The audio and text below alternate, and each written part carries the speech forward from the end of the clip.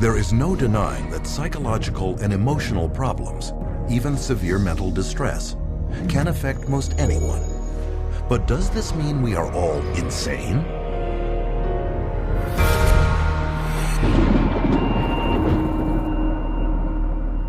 What causes psychological distress? Early psychiatrists thought it was an imbalance of the humors that could only be cured by bleeding patients with knives or leeches. Other psychiatrists believed mental problems came from organs like the tonsils, the stomach, and the spleen, and cut them out. Later were attempts to alter brain function, but these efforts also failed. Today, psychiatrists tell us that the way to fix unwanted behavior is by balancing brain chemistry with a pill. Did they get it right this time? They say you have a chemical imbalance of serotonin and dopamine, but there's never been a study to ever prove that, ever. It's just been indoctrinated into the culture and television advertising to the point where people now believe it as fact. Despite this lack of evidence, psychiatrists will tell you that psychotropic drugs are just like mainstream medical drugs. Can this be true? The answer is that unlike a drug such as insulin that corrects a measurable and proven imbalance in the body, psychotropic medications have no visible or measurable physical abnormality to correct. Here is evidence of a bacterial infection. Here is the psychiatric disorder, attention deficit hyperactivity disorder. Here is a broken arm. Here is major depressive disorder. This is a brain tumor. And this is bipolar disorder. Which raises the question, how can you medicate something that is not physically there? The answer is, you can't. And furthermore, because psychotropic drugs are specifically designed to get past the body's natural defenses and into the brain, they can upset the very delicate processes the brain needs to ensure the body runs smoothly. Every time you throw something into the system that's foreign to the system, you're creating imbalances elsewhere within the system. The body changes as a result of taking the medication, so when you stop taking the medication, the body's got to change back to the way it was before, if it can, because it can't always. And in doing so, it disrupts the whole system. This is what creates the sometimes serious side effects. Paxil was the drug that gave me insomnia. I would cry very easily on it, and I completely lost my appetite within the first 2 days of taking it. It didn't help me study, it didn't help me do anything. I didn't even want to do work because I was so sick. Psych meds didn't help me at all. They made matters, I'd say probably like 10 times worse for me, maybe even 20.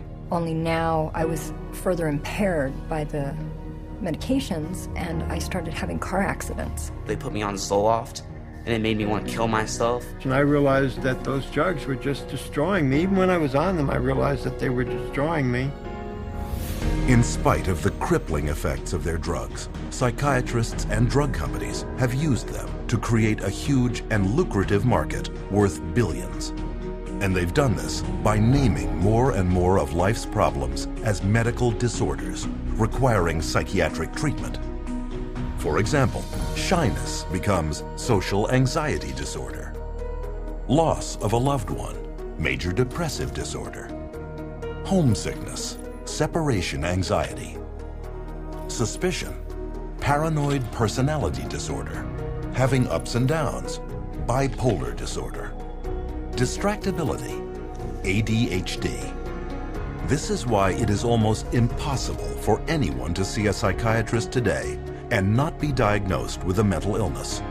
And a diagnosis of mental illness means psychotropic drugs. When a patient goes into a psychiatrist's office and asks for help, probably 98, 99, maybe even 99.9% of people are going to receive a medication. And these medications have been estimated to cause over 700,000 serious adverse reactions a year and 42,000 deaths. Meanwhile, the psychiatric industry rakes in $1/3 of $1 trillion a year. The issue isn't whether or not people's emotional problems are real. They are.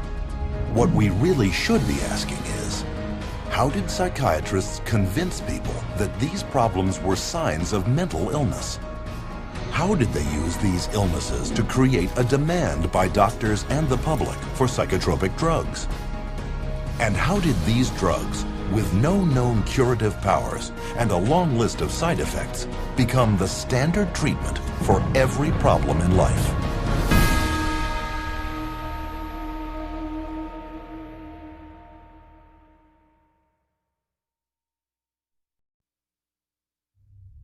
Psychiatrists assert that they have made much progress in the field of mental health over the past century and a half. To prove this, they claim a history of great advancements in the area of psychotropic drugs. But is this parade of brain chemicals the scientific breakthroughs they are leading us to believe?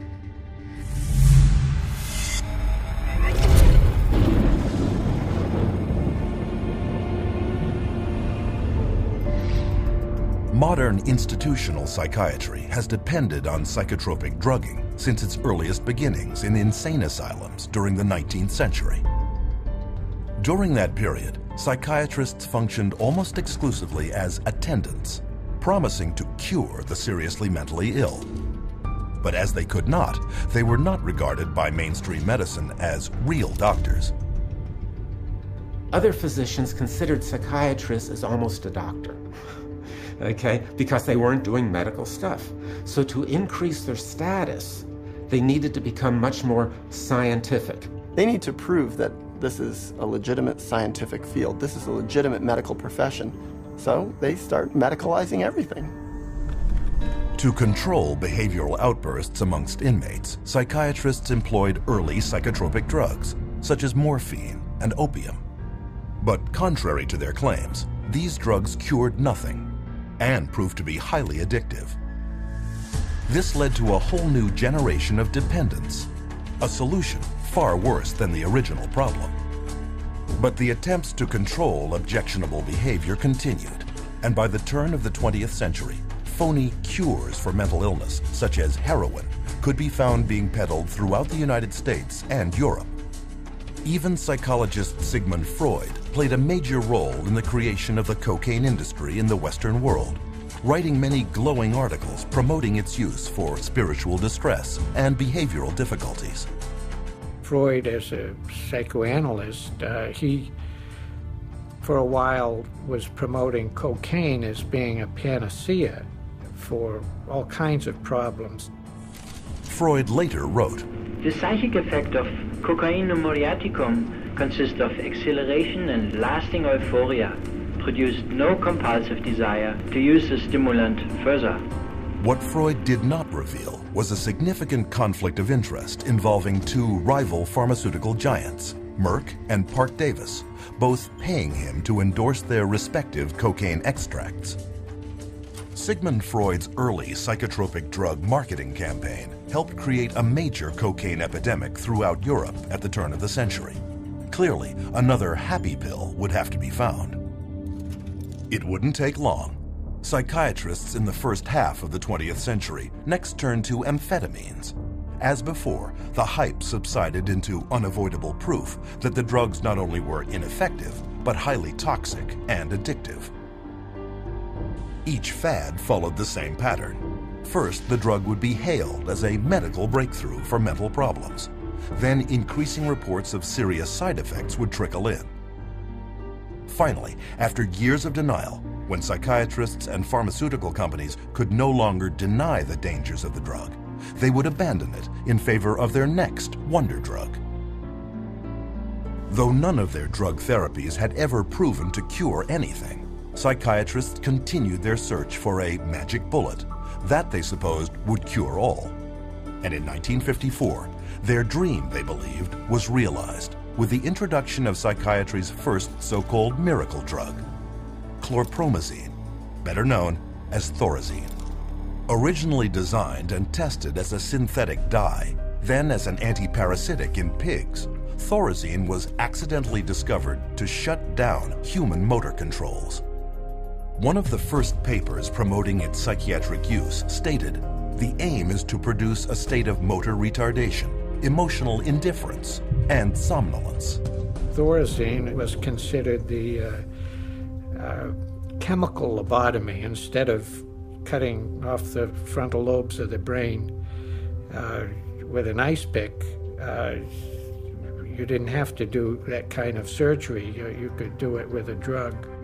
Thorazine proved so lucrative in immobilizing patients exhibiting unwanted behavior that its maker, SmithKline & French, organized a major promotional campaign around the drug, including paying influential psychiatrists as speakers, organizing media campaigns, and even producing national television shows, a prelude to the mass drug marketing we see all around us today. Thorazine at that time was thought of as a miracle because it was able to reduce the symptoms of psychosis and schizophrenia at that time that they knew about it. It emptied all of the psychiatric housing units. The campaign was wildly successful. SmithKline & French's income soared by over 500% in the following 2 decades, with Thorazine supplying over a third of the drug company's revenues in 1970. Eventually, an estimated 250 million people worldwide had been on Thorazine and drugs in its class, 23% more than the entire population of the United States. The floodgates had been opened. SKF and the psychiatrists on its payroll had proved that through marketing, there could be big money in psychiatric drugs. But it wasn't long before Thorazine was revealed to have problems of its own. Thorazine chronically led to really serious problems such as tardive dyskinesia, which is a movement disorder that's very, very bothersome, and supposedly it's irreversible. The tongue darting, the muscle jerking, the eyes rolling back in the head. Most people were sometimes permanently damaged by it. So they were going to have to live their life with this neurological problem that was actually created by the pharmaceutical industry with their medication. Because Thorazine so hindered mental functioning, its use had to be limited to institutions. But with big money at stake, the race was on to discover a psychiatric drug that could be taken out of the institutions and into the hands of a much wider, vaster, and more lucrative market, the general public. Since they were emptying the institutions of all these psychotic patients with the advent of Thorazine, now they had to find different ways to treat people. So what better way than to go into the community and have an office and bring in your everyday person, or your executive under high stress, or mama who's taking care of all the kids, and they needed some way to create a therapy for them. In 1955, that drug was approved. Its name was Miltown, the first of the so-called minor tranquilizers. But to sell their new class of psychiatric drugs to the public, psychiatrists and drug companies first had to reposition them as working on a disease process, rather than just as sedating or restraining agents for undesirable human behaviors, as Thorazine had been. To do this, they began a marketing blitz on their colleagues, placing print advertisements in professional publications, such as the American Journal of Psychiatry. Prominent psychiatrists were then hired to spread the word to the rest of the medical field. Few knew that Nathan Klein, one of the most influential psychiatrists of his time, was being paid by the drug industry when he proclaimed that tranquilizers such as Miltown were equal in importance to the introduction of atomic energy, if not more so. Free samples were shipped to psychiatrists and physicians to get patients started on the drug. A year later, the marketing rollout hit the public, and Miltown soon became the first blockbuster psychiatric drug, not just for those incarcerated in an insane asylum, but for the mainstream public. Miltown was marketed to pregnant women, stay-at-home moms, and busy white-collar office workers who called it executive Excedrin. So it opened up a door for community-based mental health, whereby the psychiatrist could then have a role. So they became very closely associated with the pharmaceutical industry, and they were demanding as well to come up with better things for mom and pop and the executive and the superstar Hollywood actress or actor, and soon, it became a fashion to take some of these medications. By the 1960s, 36 million prescriptions for Milltown had been filled in the United States alone, accounting for $200 million in sales, an amount unheard of at that time for any psychiatric drug. Milltown's success led to the introduction of many more psychiatric drugs aimed at the general public throughout the 1950s and 60s. One such drug was Valium. Launched to the delirious acclaim of psychiatrists and the press, Valium was so widely prescribed to stressed-out housewives that it even acquired a nickname, Mother's Little Helper. Lost amidst this hoopla was strong and well-documented early evidence that tranquilizers also came with serious, life-changing side effects.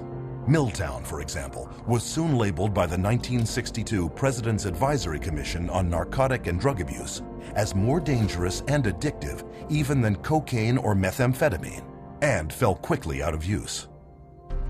But the psychiatric community ignored these warnings.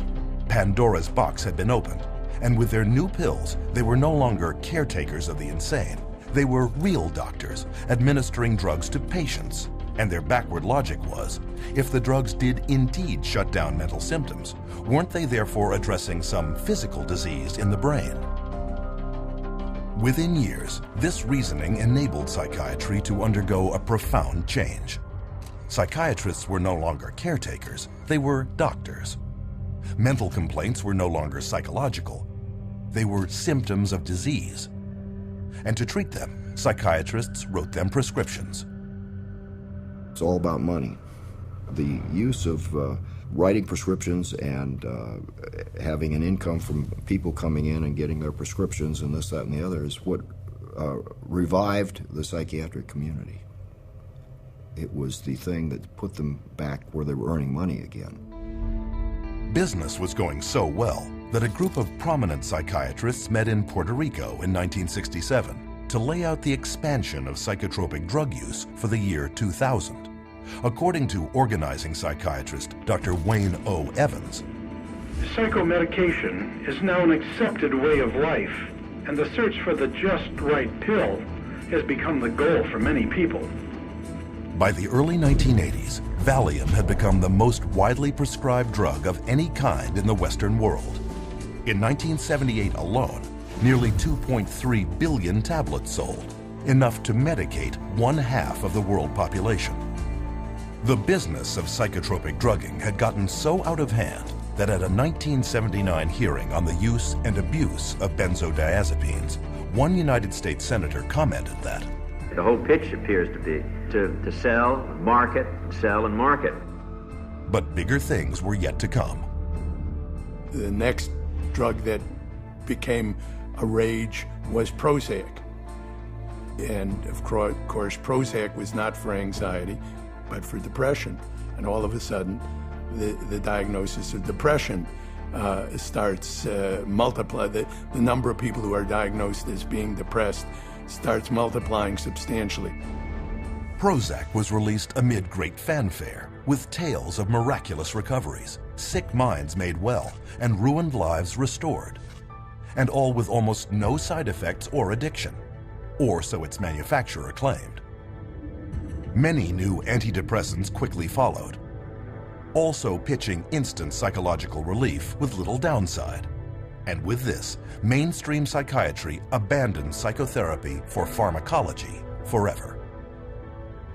In a bold and effective marketing coup, the world was told that these new antidepressant drugs were not just for the depressed, but lifestyle drugs for a choose-your-mood society. But almost immediately, evidence emerged that claims of universal safety and effectiveness were far from the truth. The adverse side effects of this class of drugs includes things like sexual dysfunction, agitation, facial, involuntary movements of the face. Some of the psychiatrists in their books describe the tongue darting in and out of the mouth as an adverse side effect of SSRI drugs. Within 10 years, staggering details of side effects such as violence and suicide could no longer be ignored, with an estimated 3.9 million adverse events on Prozac alone. Black box warnings alerting the public to significant risks of violence and suicide were issued, once again against loud protests from drug companies and organized psychiatry. But when the patents of antidepressants expired, just as predictably, psychiatrists and drug makers finally admitted the truth. But now they claimed here was a new scientific breakthrough that would change everything. A new class of drugs called the atypical antipsychotic, newly approved to treat both schizophrenia and a then obscure mental disorder dubbed bipolar disorder. Suddenly, the diagnosis of bipolar disorder became the rage, with diagnosis rates soaring by thousands of percentage points in a matter of years. What is clear is that the patents run out, and the drug companies are always looking to maximize their profits, so they research new drugs, and they can keep them patented for about 17 years and charge monopoly prices. And then when the patent wears off, often the next one comes along. Soon, however, atypical antipsychotics, like all their predecessors, were revealed as having crippling and even deadly side effects, such as obesity, diabetes, and even heart problems, along with questionable efficacy and almost certain dependency. Pharmaceutical companies are trying to get away from the old style thorazines and into the new antipsychotics, and we know that they're no better.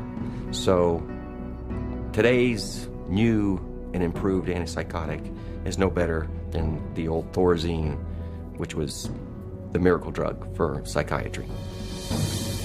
Today, the same cycle continues, with breathless news coverage of new chemical treatments promoted as breakthroughs.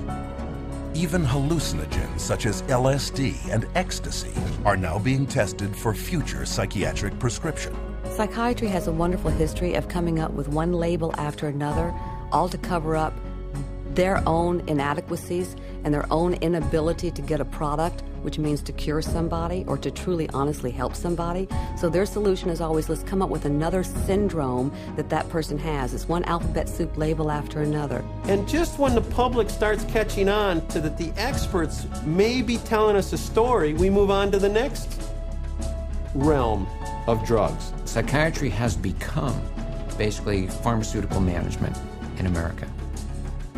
That's what psychiatrists do. If you went to a surgeon, you would expect to get cut.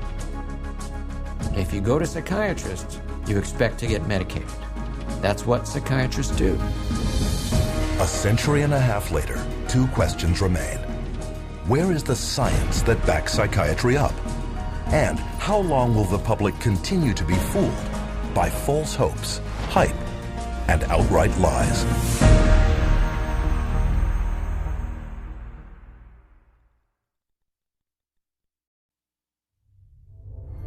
Psychiatrists have long desired to be viewed on a par with medical professionals. But whereas regular physicians have diagnostic tests to prove or disprove illness, psychiatrists do not.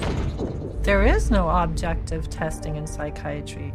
There is no blood test, there is no urine test, there is no biopsy.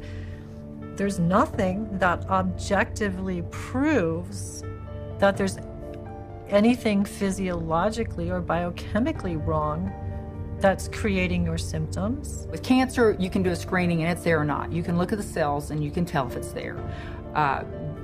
Different diseases, you can look at it and you can see it under a microscope, or you can see it in an MRI, or you can see it in a CAT scan.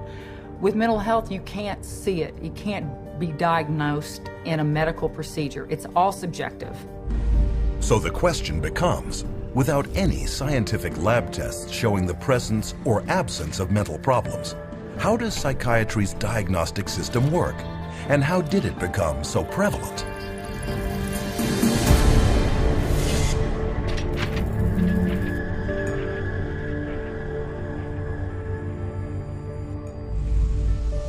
Psychiatry's search for scientific grounding has been going on for well over a century. In the late 19th century, German psychiatrist Emil Kraepelin was the first to attempt to classify mental problems as medical disease states. Though he devoted his life attempting to prove that these problems came exclusively from biological and hereditary sources, he never could, finally concluding it was nearly impossible to scientifically distinguish the normal from the insane. In spite of Kreplin's findings, psychiatrists persisted, with many efforts at classification throughout the years, resulting in the first edition of the Diagnostic and Statistical Manual of Mental Disorders, published by the American Psychiatric Association in 1952. A small spiral-bound 130-page handbook, DSM-1 described 112 so-called mental disorders, based not on standard scientific procedure, but contributions from a write-in ballot mailed to 10% of the APA's member psychiatrists. With the release of its second edition in 1968, the DSM had now grown to 145 disorders. Still not based on any science, though packed with theories on the origins of its illnesses. But with the sudden surge in popularity of psychiatric drugs such as Miltown and Valium among the general public, the psychiatric community realized that a biological explanation to justify prescribing them had to be found. And they found it in a paper written by psychiatrist Dr. Joseph Schildkraut. Though he had no means of discovering what normal brain chemistry should consist of, Schildkraut theorized that mental problems might be caused by a biochemical imbalance of neurotransmitters in the brain. It's a great line, the chemical imbalance. There's no evidence for it. There is no way you can measure or document that such a thing occurs in the first place. There are no lab tests to see what your neurotransmitter levels are or how much you need and how off your balance is. Chemical imbalance sounds good, sounds scientific, but whereas, as we know, there isn't any way to measure what the balance is. There is no identifiable chemical imbalance in the human brain other than the chemical imbalance that comes from putting a medication in that brain. And so we've been sold that there's a chemical imbalance, but there's no science to back that up. Though Schildkraut was never able to prove his chemical imbalance theory, it was too late.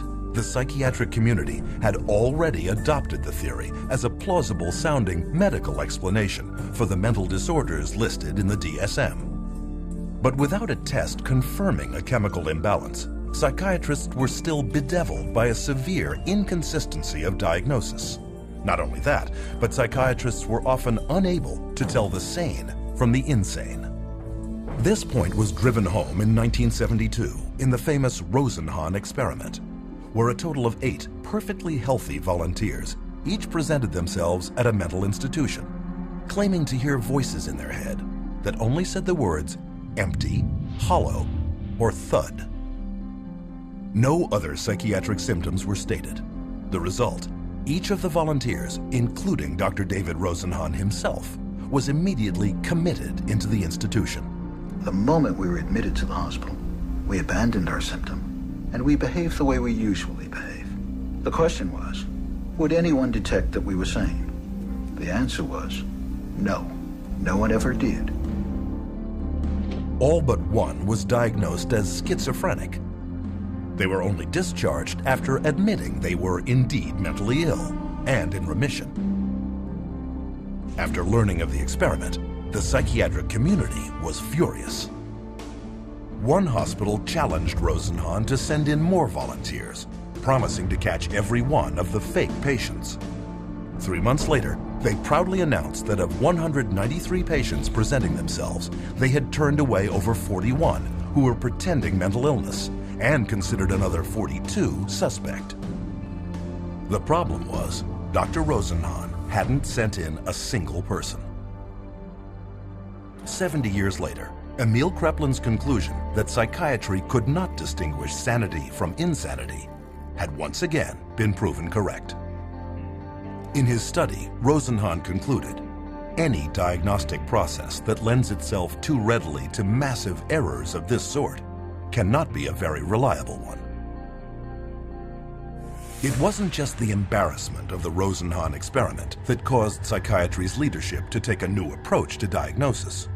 With the rapid expansion in the psychotropic drug business, psychiatry underwent a seismic shift in the way it promoted mental illness. And the third edition of the DSM, spearheaded by psychiatrist Dr. Robert Spitzer, took a decidedly brain-based biological approach. Unlike its predecessors, the proposed DSM-3 assumed that mental problems derived from physical abnormalities of the brain. And instead of describing possible psychological causes for mental distress, DSM-3 would simply provide clinicians with checklists of symptoms. However, these descriptions were broad enough to apply to anyone at any time of life. With no science to back them up, these newly proposed disorders and the checklists that went with them were subject to intense negotiation, compromise, alteration, and heated debate. Psychiatrist David Schaffer, who attended the DSM-3 conference, observed, "People would shout out their opinions from all sides of the room, and whoever shouted loudest tended to be heard.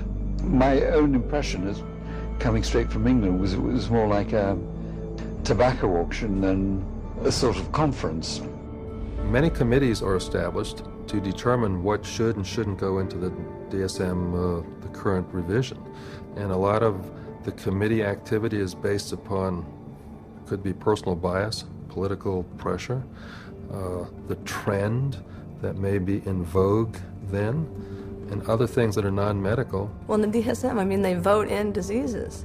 I mean, they get together, the panel of psychiatrists look and decide, is this a disease or is this not a disease? How many of you agree this should be a disease? They have a show of hands. They said 20 people in the room, 12 vote for it, 8 vote against it. Bingo. They have a disease. Tell me that that's science. One psychologist reported that during discussions of the proposed criteria for masochistic personality disorder, Spitzer's wife protested about one symptom of the disorder, to which Spitzer responded, "Okay, take it out." Scientific or not, once a disorder is voted into the DSM, it is very hard to vote it out. On rare occasions, however, this too has occurred. Homosexuality, a mental illness according to DSM 1 and 2. After gay rights activists picketed their 1973 convention, the American Psychiatric Association buckled to political pressure and decided by a mail-in ballot of its member psychiatrists to remove it from DSM's next edition. What happened? It wasn't like, there's some objective evidence that at one point it was a disease and we cured the disease and that's a lifestyle choice. No, it was cultural. We became more liberal in this country and decided, okay, it's fine. Whereas, 50, 100 years ago, it wasn't fine, it was a problem. That's not medicine. That's something else. And the psychiatrists who wrote the DSM-3 knew it, as Robert Spitzer would admit to the BBC many years later.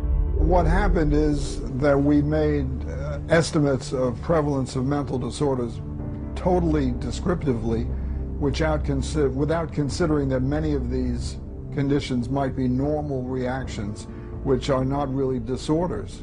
That's the problem.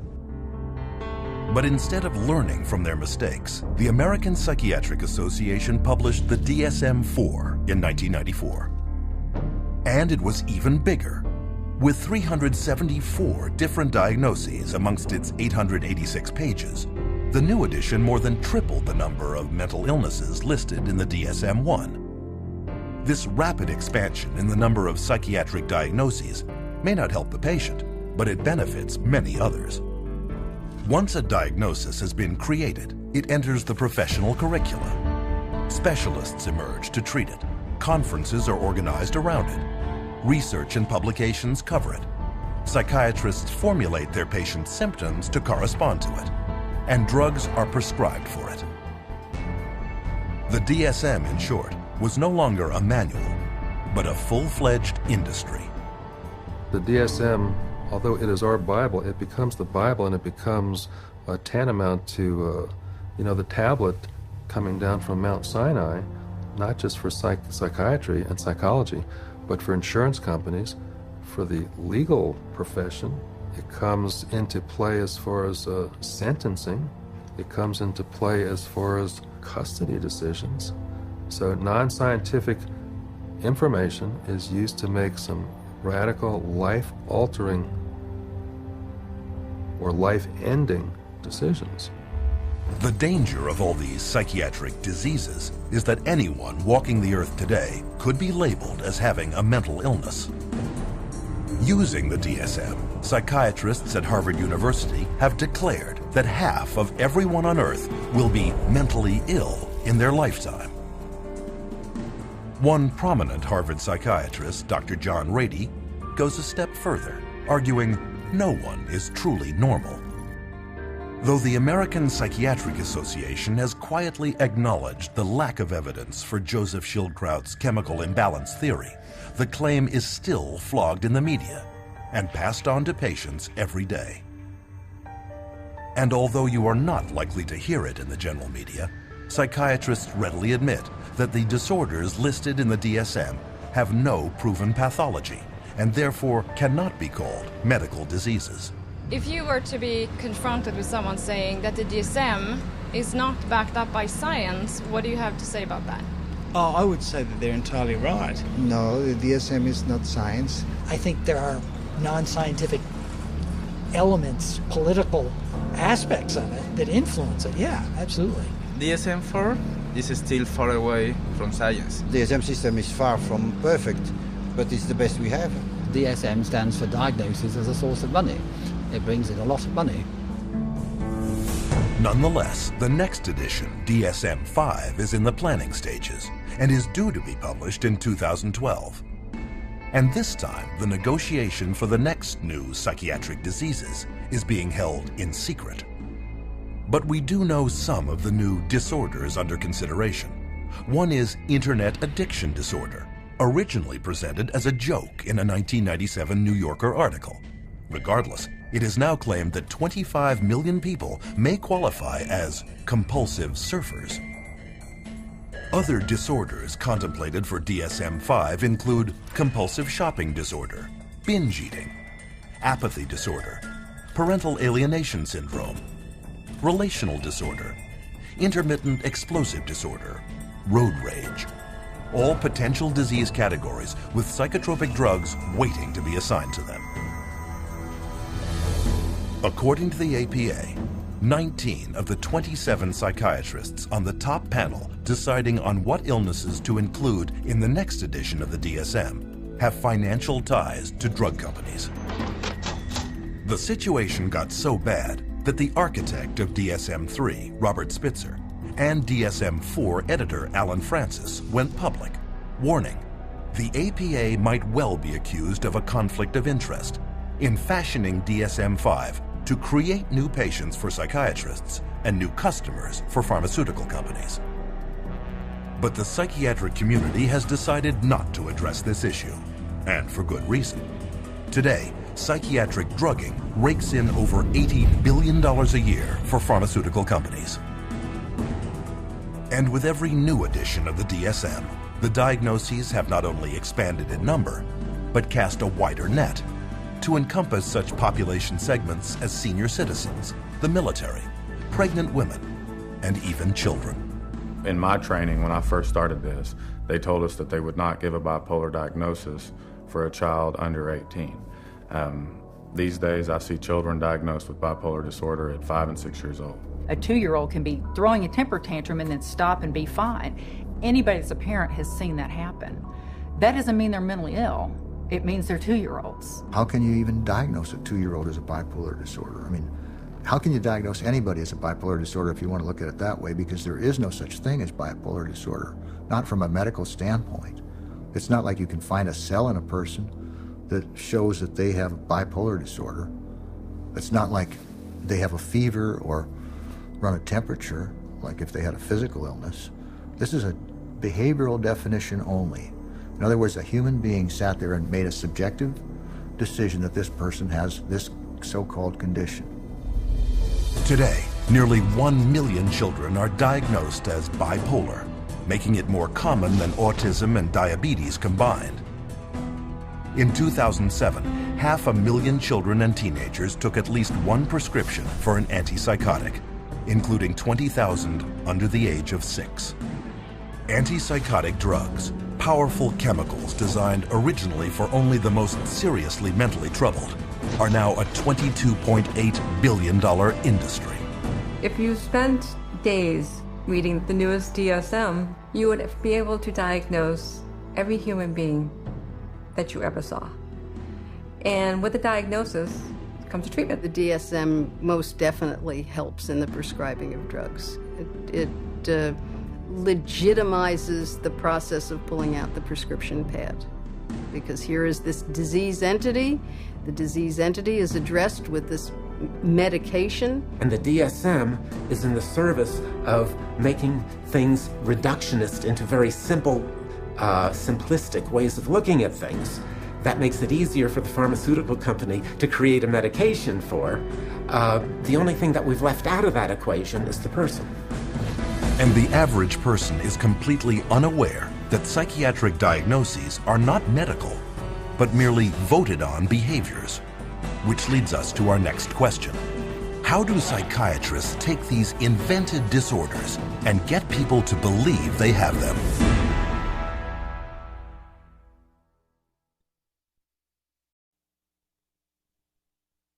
According to psychiatrists at the World Health Organization, 450 million people worldwide have a mental disorder. 3 times the metropolitan populations of Tokyo, New York, Los Angeles, London, Paris, Mexico City, Mumbai, Milano, Madrid, Toronto, Washington, Athens, Melbourne, Hong Kong, Singapore, Rome, and Berlin combined. Are there really this many mentally ill? Or is this just a case of good marketing?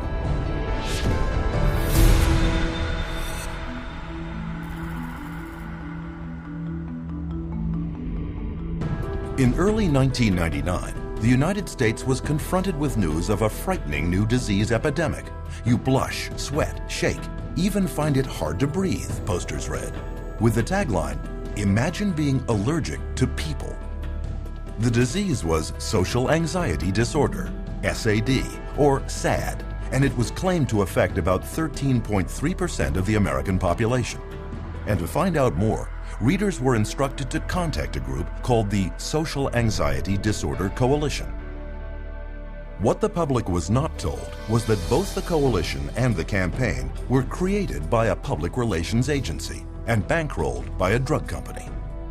Later that year, while the campaign was making millions of people aware of this previously unknown disease, the antidepressant Paxil became the first drug approved by the FDA for the treatment of social anxiety disorder. Psychiatrists such as Jack Gorman of Columbia University and Murray Stein of the University of California at San Diego signed up as psychiatric frontmen for Paxil's ad campaign. And within 3 years, Paxil shot from 3rd place in its drug class to 1st.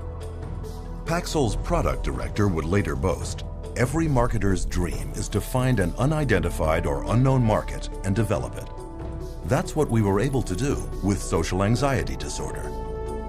Paxil's competition took notice. That same year, Pfizer got FDA approval to sell its antidepressant, Zoloft, for treatment of post-traumatic stress disorder.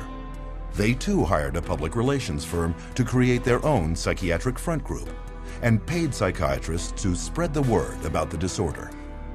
This campaign would claim that 1 person in 13 would develop PTSD over the course of a lifetime, and this included anyone witnessing a violent act, natural disaster, or distressing event.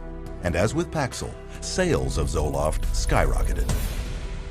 For the psychiatric drugs, the goal is to have as many people on them as possible. So the way to do that is to convince normal people that they have some defect or mental disease or condition that requires treatment. So I mean that's the way they do it. They hire these big marketing companies that come up with these campaigns. We're going to tell you about your disease so that you can lead a happier, healthier life.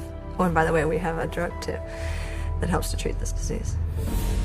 This practice of selling sickness is known as disease mongering, a term defined by the late journalist Lynn Payer as trying to convince essentially well people that they are sick, or slightly sick people that they are very ill. On Madison Avenue, disease mongering is accomplished through a strategy known as condition branding, where mental illness is pitched just like cars, beer, or laundry detergent. And according to top New York branding guru Vince Parry, no therapeutic category is more accepting of condition branding than the field of anxiety and depression, where illness is rarely based on measurable physical symptoms and therefore open to conceptual definition. Parry then suggests to executives 3 principal strategies for what he called fostering the creation of psychiatric illness. The first is elevating the importance of a condition, or leading the public to believe that a minor or temporary mental problem is much worse and far more widespread than it really is. Prior to the introduction of SSRI antidepressants, depression was considered, even by psychiatrists, to affect only 100 people per million. Since then, estimates have been raised to as many as 100,000 cases per million, a 1,000-fold increase. The result is about 10% of Americans, some 27 million people, currently on antidepressants, twice as many as in 1996. Very good marketing that all, expressions of human emotion, deep sadness and fear and anger and whatever else they happen to be, are now classified as, a major problem, a psychiatric problem, a psychological problem that needs to be dealt with drugs. Another psychiatric illness, bipolar disorder, was also considered rare, affecting only 0.1% when it was first introduced in the DSM-3. Today, there are claims that as many as 10% of the population, 100 times the original number, have the condition. Pediatric bipolar disorder was not even listed in the DSM when Harvard psychiatrist Dr. Joseph Biederman began publishing studies claiming that mood swings in children were not normal behaviors, but in reality, mental illnesses. Biederman's disease-mongering campaign worked. In the last decade alone, the rate of children labeled with bipolar has soared 4,000%. But what parents were not told was that 25 different drug companies had underwritten Dr. Biederman's work. The extent of their influence was not revealed until a 2008 Senate investigation exposed Dr. Biederman for failing to report more than $1.6 million in pharmaceutical income. But these revelations had no effect on psychiatry. Pediatric bipolar continues to be widely accepted in the psychiatric community. These labels are being applied to younger and younger children, which I think is really, a sad case. Not sure I agree with any of those labels to begin with, but let alone for them to be applied universally to young kids. This idea that childhood itself is a psychiatric disease is simply based off some completely unsubstantiated idea that got printed in the psychiatric manual, and there's no science behind it whatsoever. Disease-mongering strategy number 2, redefining an existing condition.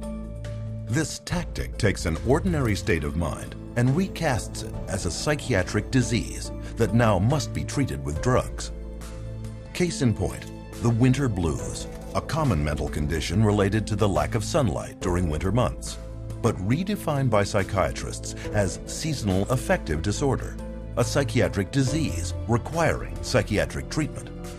As another example, consider the changing emotions during a woman's menstruation, made over by psychiatrists as premenstrual dysphoric disorder, a mental illness discovered not in a laboratory, but in the marketing department of drug maker Eli Lilly.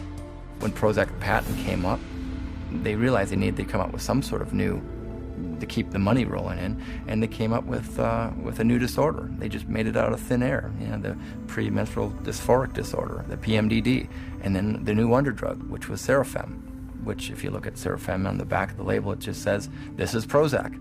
And they were able to keep that patent so that nobody else could make it, so that they could keep that money rolling in. Many of the drugs today are simply drugs repackaged. They're drugs that had a patent and now are generic, or now get called something else, or they decide now to use them for something else.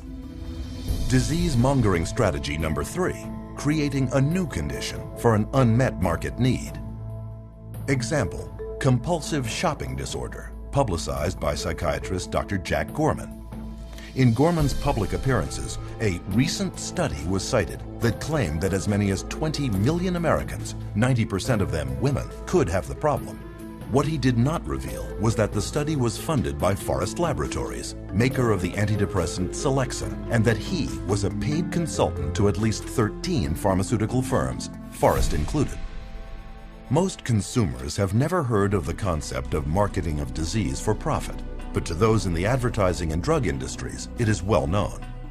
A 2005 Reuters Business Insight report, written for drug company executives, notes that the ability to create new disease markets is bringing untold billions in soaring drug sales, and that the coming years will bear greater witness to the corporate-sponsored creation of disease. If I can't get along with my husband, take a drug. If I'm feeling a little depressed, take a drug. If I can't study properly, take a drug. We become a fast food, what I call a fast food, fast drug society. One might then ask, is anyone questioning this rampant increase in extremely questionable and scientifically unproven mental diagnoses? In April 2006, the British Medical Journal inadvertently found out when they published a groundbreaking study announcing a newly discovered psychiatric disease, motivational deficiency disorder, or MODED. Characterized by lethargy and an unwillingness to work, MODED was claimed to affect millions. But when media outlets around the world uncritically broadcast the news, the journal told the truth. The study was part of their April Fool's Day edition. But the joke made its point. Disease mongering works. Even people without any mental illness at all can be deemed at risk and recommended drug treatment. One study published in the Journal of the American Medical Association urged all stroke victims to take an antidepressant to prevent depression, whether they were depressed or not.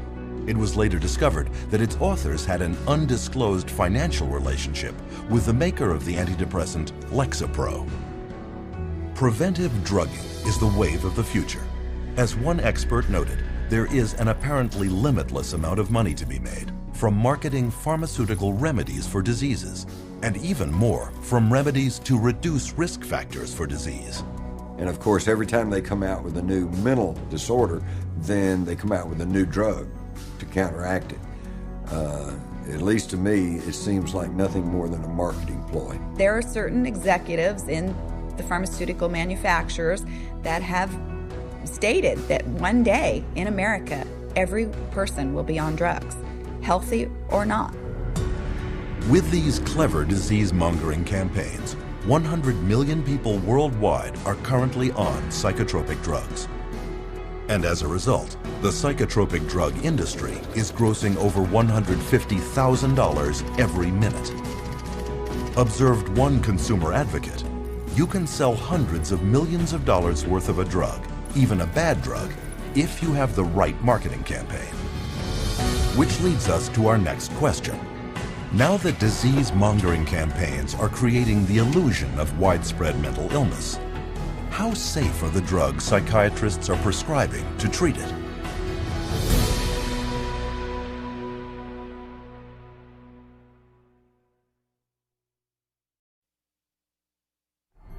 In modern psychiatry, psychotropic drugs have become the weapons of choice.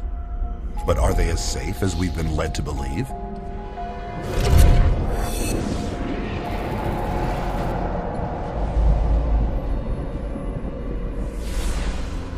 International regulatory bodies, such as the United States Food and Drug Administration, require that all drugs be proven safe and effective before they can be released.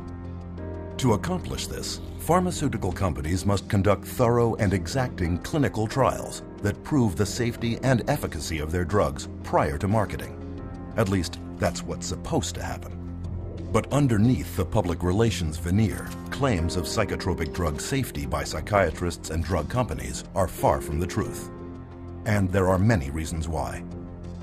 To begin with, drug safety testing is predominantly done by drug companies, not by governmental agencies or independent laboratories, creating an obvious conflict of interest. They pay for it, they bring in the researchers, they have every opportunity to skew the research, to manipulate it, to produce exactly what they want it to produce. The first step in submitting an application for a psychotropic drug is to find a disorder in psychiatry's diagnostic and statistical manual and attach it to the drug. Then clinical trials begin, first on animals, then on humans. If the drug makes it to human testing, clinical trials then follow 4 phases. In phase 1, It is tested on a very small number of volunteers, usually healthy young subjects, to determine if the drug is not overly toxic and what side effects it carries. And the studies that are done have young men or women that have very little body fat and are healthy in their 20s. They don't test these drugs on elderly people that have a huge amount of body fat or different proportion of body fat, and they hold the reaction of their drugs is totally different, but they don't ever consider that. In phase 2, psychiatric researchers determine if the drug creates the sought-after effects on the human body and how large a dose can be given before drug toxicity sets in. As in phase 1, test subjects are mostly healthy young volunteers. So just the people that I already know are going to perform well on my drug are going to be entered in this trial. Well, how well do you think your drug's going to come out? Phase 3 testing compares the psychotropic drug against a placebo or sugar pill. Although phase 3 testing is larger and more extensive than phases 1 or 2, it normally involves only about 1,000 patients and lasts a mere 4 to 8 weeks, certainly not enough time to determine any long-term side effects. Today, clinical research is a profit-driven multinational industry where drug companies and psychiatric researchers are involved in every detail, from study design to data analysis to study publication. But in doing their trials, psychiatrists face a problem the rest of the medical field does not. They have no scientific lab tests to objectively measure improvement. On a clinical trial for, say, a drug for cancer or for high cholesterol, it's easy to see if something is working because you can look at the study result. The cholesterol level is dropped, or the cancer is shrunk, or the cancer cells are going away, or there are less of them. You can physically see the answer. With mental health issues, you don't have that luxury. It is this lack of science that permits psychiatric drug researchers many opportunities to skew results of drug trials in the pharmaceutical company's favor. One of the ones I think that is most important is the placebo washout. And what that is basically that they give people placebo pill, the sugar pill, and then anybody who says that they feel better, they get rid of them. And so in which case, they already skew the sample of people being included into the study.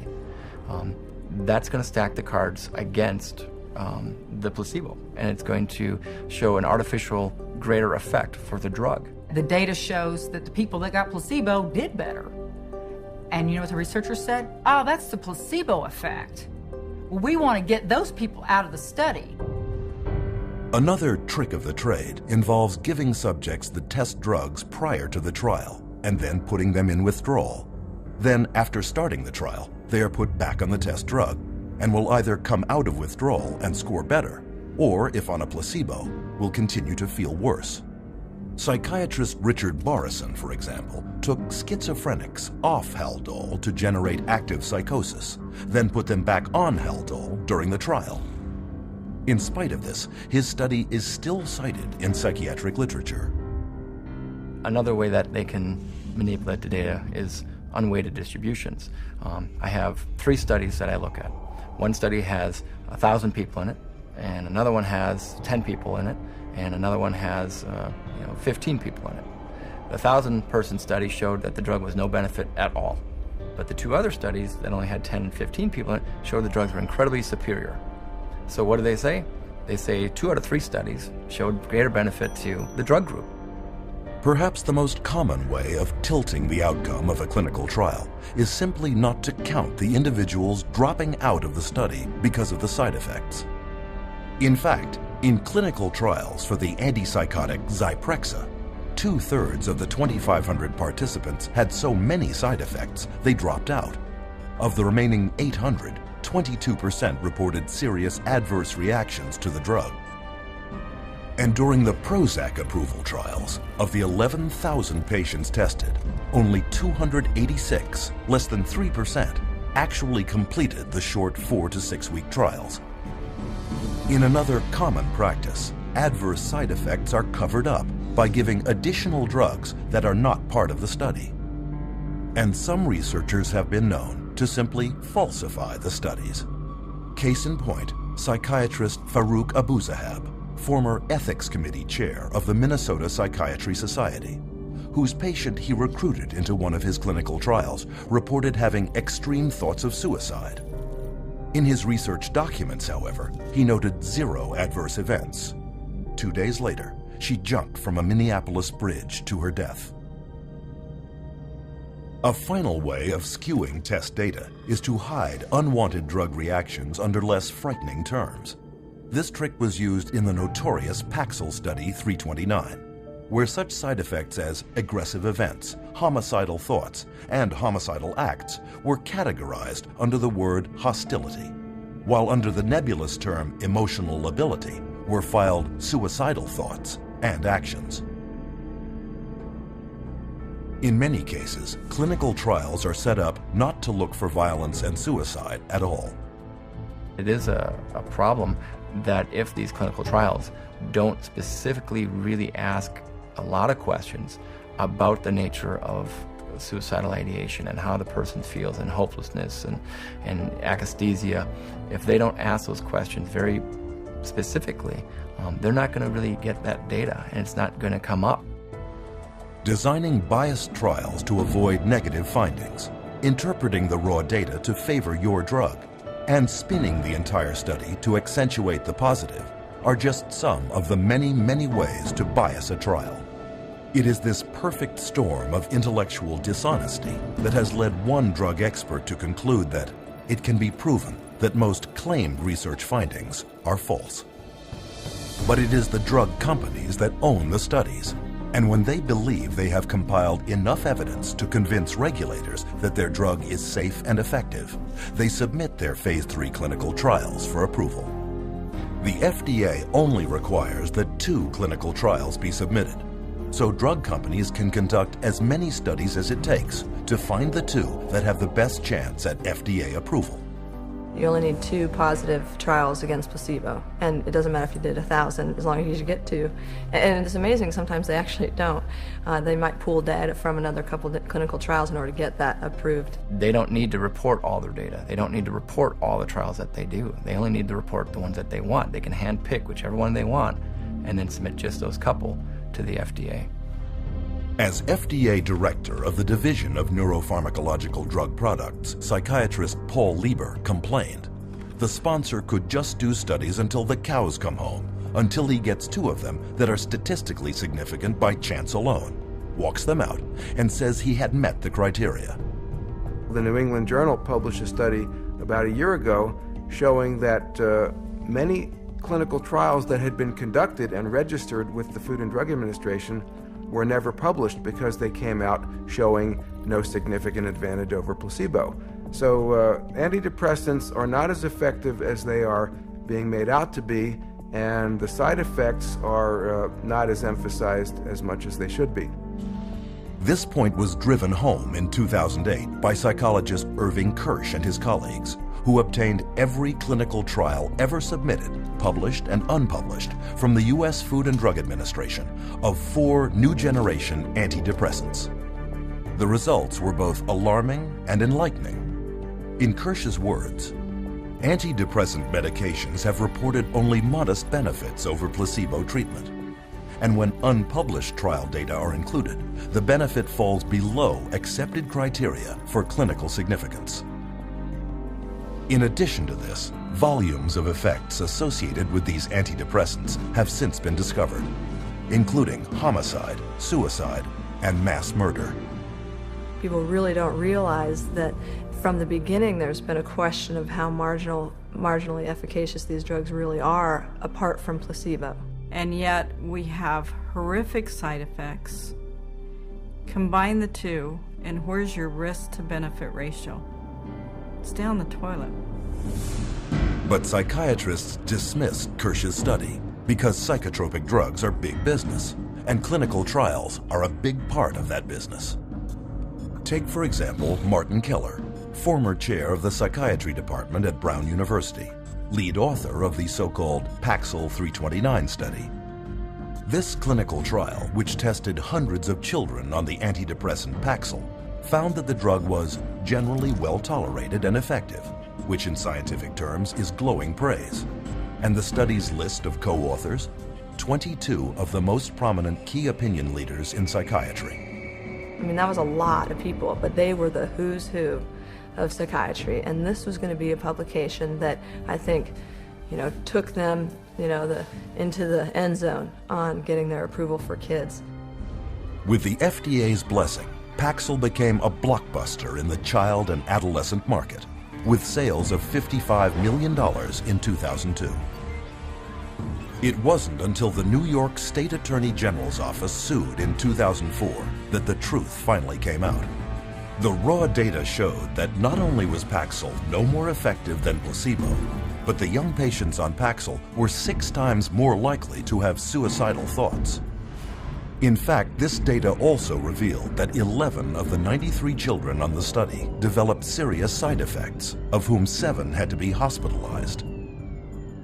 But according to Keller's own administrator, many of those children were either dropped from the study or coded as non-compliant to avoid having to be counted. While admitting no guilt, the drug company settled out of court for $2.5 million, less money than Paxil was grossing every 7 hours. Hundreds of civil suits followed, but when Dr. Keller, as lead author of the Paxil 329 study, was deposed by attorneys, he would not admit to much. I can't remember exactly what I said. I don't remember anything specific about any of these meetings. If my name wasn't on the top, I wouldn't remember ever having seen it. If I saw them, I don't remember. The answer is, I don't remember. I don't recall if I was. I don't recall asking him, which isn't to say that I didn't. I want to pick up on the question Mr. Coffin asked you about the 5-fold increase of the Paxil kids experiencing suicidality over the placebo kids. Do you recall those questions?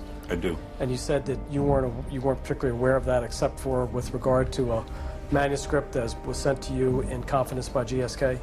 Correct. That actually is not correct, though. I mean, this was an issue that had been presented to you by a number of different reporters that you personally responded to. Is that correct? I don't remember. How could Dr. Keller have known so little about the drug study of which he was lead author, and which he himself used to promote Paxil for children in prominent medical journals and conferences? The ultimate publication of Study 329 was ghostwritten by an agency hired by GlaxoSmithKline, and eventually they, after the manuscript was written, they put Martin Keller's name on it as an author. There again, and maybe you can tell me where I can find it in the paper. No, I'm asking you if you were aware. I don't remember the specifics. And then we finally showed him a document from GlaxoSmithKline where GlaxoSmithKline says that the study was entirely flawed. It was a complete failed study, and it certainly didn't show that Paxil was remarkably efficacious for treating children and adolescents in depression. Can you read that into the record, please? Essentially, the study did not really show Paxil was effective in treating adolescent depression, which is not something we want to publicize. We asked him, with that information now, how can you tell us that it would be okay and safe to give a kid Paxil? And he couldn't answer the question. He sat back, he put his head in his hands, and for, the longest 2 minutes sat there silent. During the last 2 years of his Paxil study, Keller personally pocketed $1 million in drug company money, none of which he disclosed in his published research.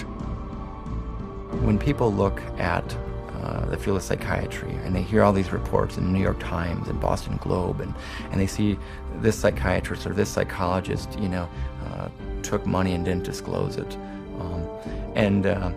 they wonder, well, is this causing up biases, in the field? I think that's a legitimate concern of the public because of the fact that it is true. With this level of corruption pervading the testing of psychotropic drugs, one is left with the question, where are those who are entrusted with our protection?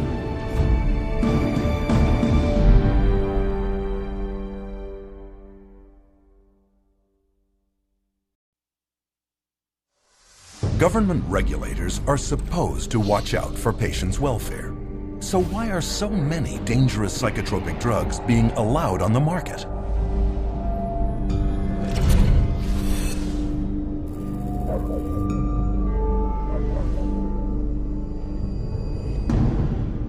At one point, the U.S. Food and Drug Administration was considered the gold standard in drug safety. But this is no longer the case with psychotropic drugs, where psychiatrists and drug companies have virtually taken over the approval process. FDA drug advisory panels that recommend the approval of psychotropic drugs have long been filled with psychiatrists with financial ties to drug companies. One study showed that 92% of FDA advisory meetings in the last decade included at least one member with conflicts of interest. In response to the accusation of conflict of interest, the FDA says that they have tried to find mental health experts without drug industry connections, but can't locate any. To solve this, they issue waivers, where a psychiatrist is allowed to sit on a psychotropic drug advisory panel, despite having a financial conflict of interest of up to $50,000 a year with drug companies. The advisory panels that review drugs, most of these people are direct recipients of money from usually the drug under study, the company that's submitting the drug, and they waive the conflicts most of the time. So it's pretty pervasive, and it's quite insidious. Full waivers have been granted to the following participants: Dr. Andrew Leon for his role as a member of a data safety monitoring board for an affected firm.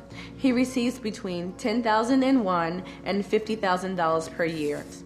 Dr. Bruce Pollock has been granted a limited waiver for his activities on an advisory board and speakers bureau for an affected firm in which he receives less than $10,001 per year. Ms. Jean Bronstein for her ownership of stock and a bond in an affected firm in which the value falls between $50,001 and $100,000. You could be paid massive amounts of money by the drug companies, in this sense, and then turn your head here and say, okay, now I'm going to review the drug. And that huge conflict of interest was not to be discussed. In fact, they didn't want people putting it out there. That was the policy.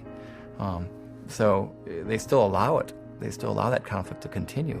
But now it's meant to, I guess they're supposed to acknowledge if there's a conflict of interest.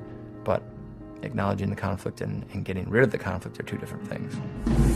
The revolving door between government, academia, and the drug industry is one of psychiatry's worst-kept secrets. There's a revolving door, FDA and drug, FDA and drug. So we have a system where those institutions that people trust, want to trust, would like to trust, are truly untrustworthy. Case in point, Daniel Troy, a former drug company lobbyist who was then hired as general counsel for the FDA, where he filed legal briefs in favor of drug companies and against drug victims. He was the drug lobbyist lawyer, and then he became the general counsel of the FDA. I mean, they talk about having the wolf watch the chickens. After leaving the FDA, Daniel Troy went back to the drug industry, where he is now Senior Vice President and General Counsel for pharmaceutical giant GlaxoSmithKline. This is the atmosphere under which psychiatrists at the FDA give drug makers approval to sell psychotropic drugs. But the clinical trials are not supposed to end here. There is one final stage of testing to go, Phase 4. Phase 4 requires that drug companies track the adverse side effects that will undoubtedly occur in the general public, well beyond the very small samples of Phase 3. The sheer number of side effects that will now emerge has prompted one advocacy group to warn that most drug safety problems will not show up until the drug has been on the market for at least 7 years. The meds are not tested long-term before they get approval from the FDA. The studies tend to be a matter of weeks or a few months, but nothing looking at over the years. And the data that's coming in now from Europe and also in the United States is that the side effects are deadly. Instead of serving a safety function as post-marketing surveillance, Phase 4 clinical trials are now being recast as post-marketing research and repurposed into a means of testing psychotropic drugs for additional psychiatric disorders. Take Zoloft, FDA approved in 1991 to treat major depression. Since then, it has also been okayed to treat obsessive-compulsive disorder, post-traumatic stress disorder, premenstrual dysphoric disorder, panic disorder, and social anxiety disorder. In 2005, the last full year before it lost its patent, Zoloft grossed $3.3 billion. And as with other psychotropic drugs, much of that is pure profit. 100 Xanax pills, for example, only cost 2.5 cents to manufacture, but retail on average for $136.79, a profit of well over 500,000%. It is for this reason that drug companies enjoy profit margins of about 16%, triple the norm of most businesses. In 2006, drug company CEOs of the 10 leading drug companies were paid an average of $18 million a year, almost 400 times the median household income of the average American family. Investors also love pharmaceutical companies producing psychotropic drugs, since psychiatrists never prescribe them to cure mental problems, but to manage them, often for a lifetime. And lifetime customers have a huge impact on the bottom line. As one stock analyst famously commented, the first disaster is if you kill people. The second disaster is if you cure them. Pharmaceutical company stock has been one of Wall Street's most consistent winners and is widely considered one of the most profitable investments one could make. In 2002, the total profits of the top 10 drug companies in the Fortune 500 exceeded the combined profits of the other 490 businesses.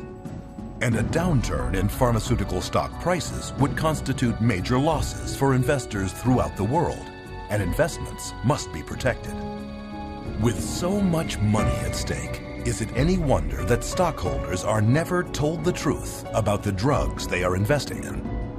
They are unaware that FDA approval does not guarantee drug safety, and that the clinical trials justifying that approval are frequently based on falsities and deceptions. But once the drug is approved, the next challenge is, how do you convince prescribing physicians that these drugs are truly safe, effective, and carrying few side effects when the drug company's own trials prove that this is not the case?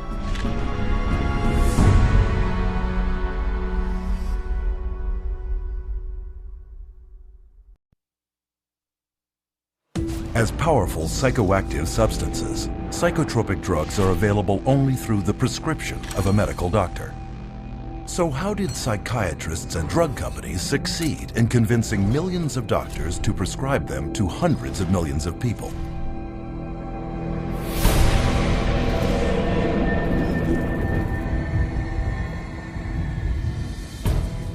Drug companies are anxious to get their products onto the market as soon as possible. This is, after all, a business, and every day can be worth millions.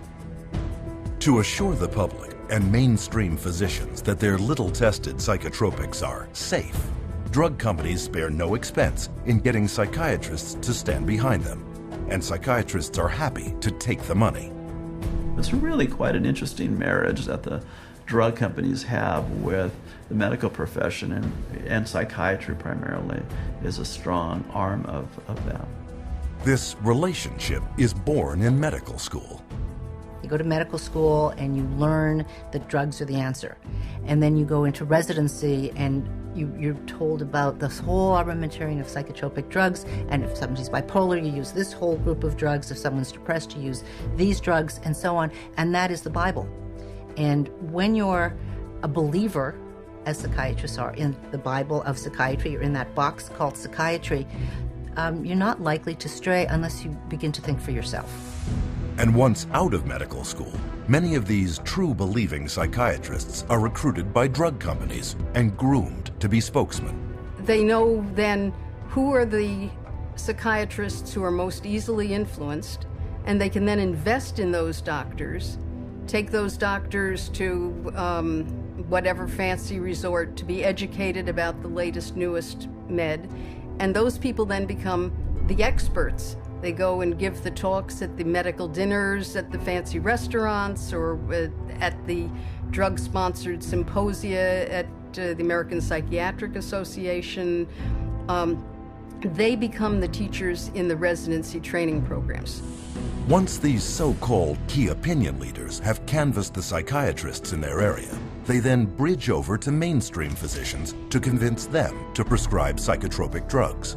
So you have the psychiatrists coming in now and teaching at an OBGYN convention where they'll give papers there, or they'll designed to address GPs and teach the GPs how to look for and diagnose these diseases and these illnesses. And again, the psychiatrist they're the ones who are going to know. Like in the medical profession, most of the doctors will say, well, these guys are the specialists in the field. I'm going to listen to how they want me to do this so that I can do it in my own practice, and they'll follow that lead and that influence, all funded by the drug companies. Indoctrinating physicians begins at medical conferences like these, where government-mandated continuing medical education, or CME, courses are taught. I'm required once a year to have so many units of postgraduate training, and so I have to go to get my hours by approved training centers that the state recognizes, and those approved training centers are run by the drug companies. But far from being educational, these conferences are frequently produced by professional medical education firms hired by drug companies. And their psychotropic drug seminars are commonly conducted by drug company paid psychiatrists, who can be paid up to $2,500 for a single lecture.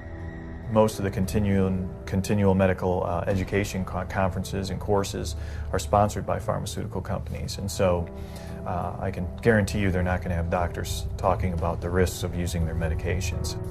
The purpose of these conferences is clear. As one of the medical education company's marketing materials reads, "Whatever combination of audiences you need to motivate in order to exert maximum leverage on the marketplace, we can help you identify them, reach them, and influence their behavior." As a marketing strategy, CME works. In one study, prescription rates of doctors following medical education conferences went up 87% for one drug and 272% for another. Not surprisingly, the pharmaceutical industry now spends up to $1 billion for 371,000 such events every year. And as long as they're making money, they're going to do everything they can to subsidize medical education, medical journals, postgraduate medical education, including the educating of psychiatrists, to use as many drugs as possible. And the psychiatrists paid to give these talks make out very well. Case in point, Dr. Charles Nemiroff of Emory University. With deep financial ties to nearly 24 different drug companies, Dr. Nemiroff received $2.8 million in pharmaceutical money from 2000 to 2007. When it was revealed that he had violated federal law by failing to report $1.2 million of this money to his university, he stepped down as chairman of Emory's psychiatry department. But Dr. Nemiroff did not stop at speeches and personal appearances. He was also exposed for having financial ties to a company whose medical device he reviewed favorably in a psychiatric journal he himself edited. On another occasion, he hired 14 Emory University colleagues to write articles for a special supplement of the medical journal celebrating the 5th anniversary of the introduction of the antidepressant Effexor. Nemiroff's journal is one example of a very large problem. In one notable case, the New England Journal of Medicine printed an article whose authors had so many financial ties to drug companies that because of space limitations, the journal was forced to list them on its website. Printed out, these financial conflicts covered 3 single-spaced typewritten pages. But it goes further. In many instances, respectable journals have been fooled into publishing studies written by drug company ghostwriters, but falsely credited to prominent psychiatrists who are paid up to $20,000 to put their names on it. The pharmaceutical industry has set up companies that are educational companies, and they create papers subpoenaed evidence has found these papers where on the top it'll say author ? i.e. they haven't yet decided who to invite to be the author of this scientific paper. Ghostwriting is very common. As many as 50% of published psychiatric research papers are written by ghostwriters. Sometimes the psychiatrist paid to put his name on the article hardly even looked at it. Take, for example, psychiatrist Dr. David Dunner, who endorsed Paxil as lead author in a 1995 study published in the Journal of European Neuropsychopharmacology, only to later admit he had never reviewed any of the study's actual data, but signed off on the summaries instead. Even the FDA's top official for the review of psychotropic drug clinical trials, psychiatrist Dr. Thomas Loughran, has repeatedly signed his name to articles ghostwritten by drug companies that promote the use of antidepressants and antipsychotics. Psychotropics now labeled by the FDA itself as having high risks of suicidal behavior and premature death. Besides their considerable influence over FDA policymakers, drug companies exert extensive control over psychiatric journals by means of substantial advertising budgets. Every other page is a pharmaceutical ad that they pay for, and so they are the livelihood of the journals. That's how they get published. Medical journals are completely supported by the ads from drug companies. Without the ads, the journals would dwindle away. Doctors look to scientific publications as the objective source.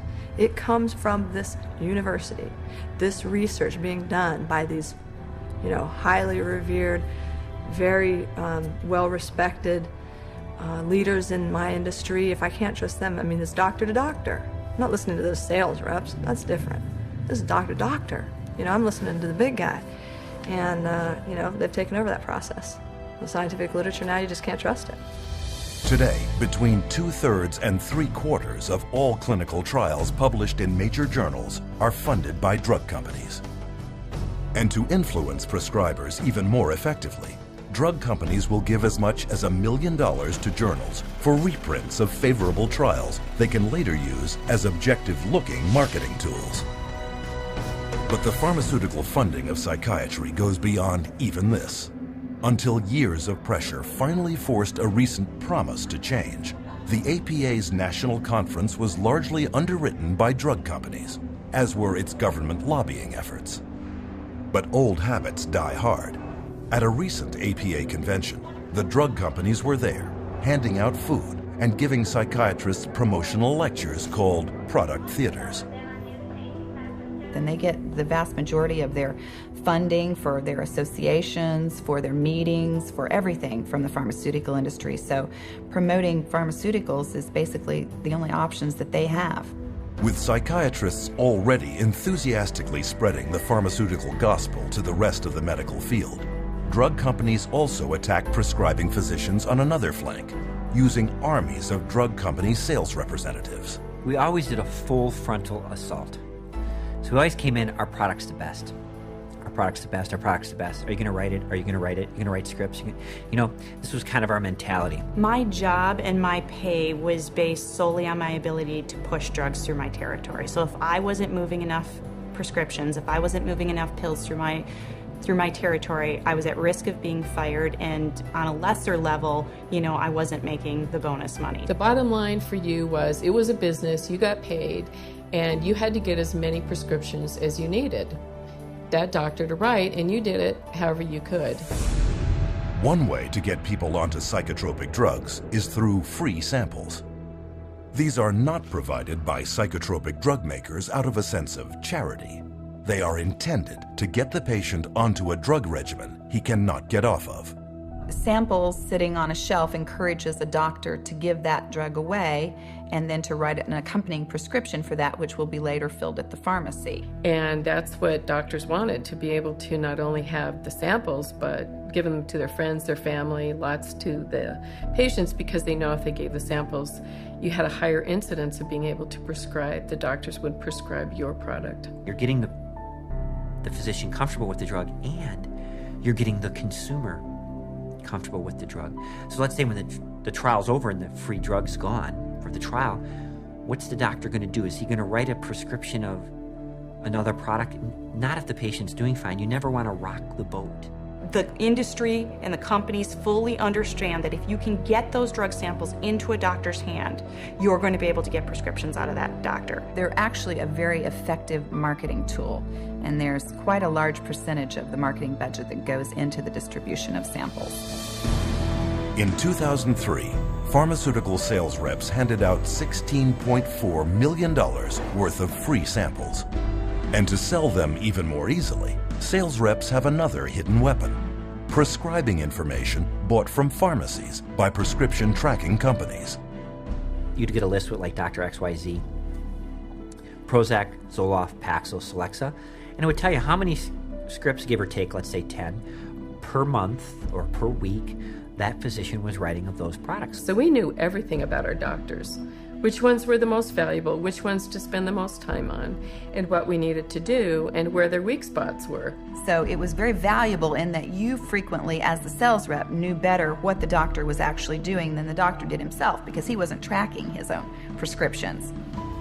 The drug industry now spends $22 billion a year marketing to doctors to increase prescriptions, an astonishing 90% of its marketing budget. And this investment has paid off. Today, psychotropic drugs are a multi-billion-dollar business, with over 2/3 prescribed by general physicians. But psychiatrists are the ones at the forefront, spreading the word.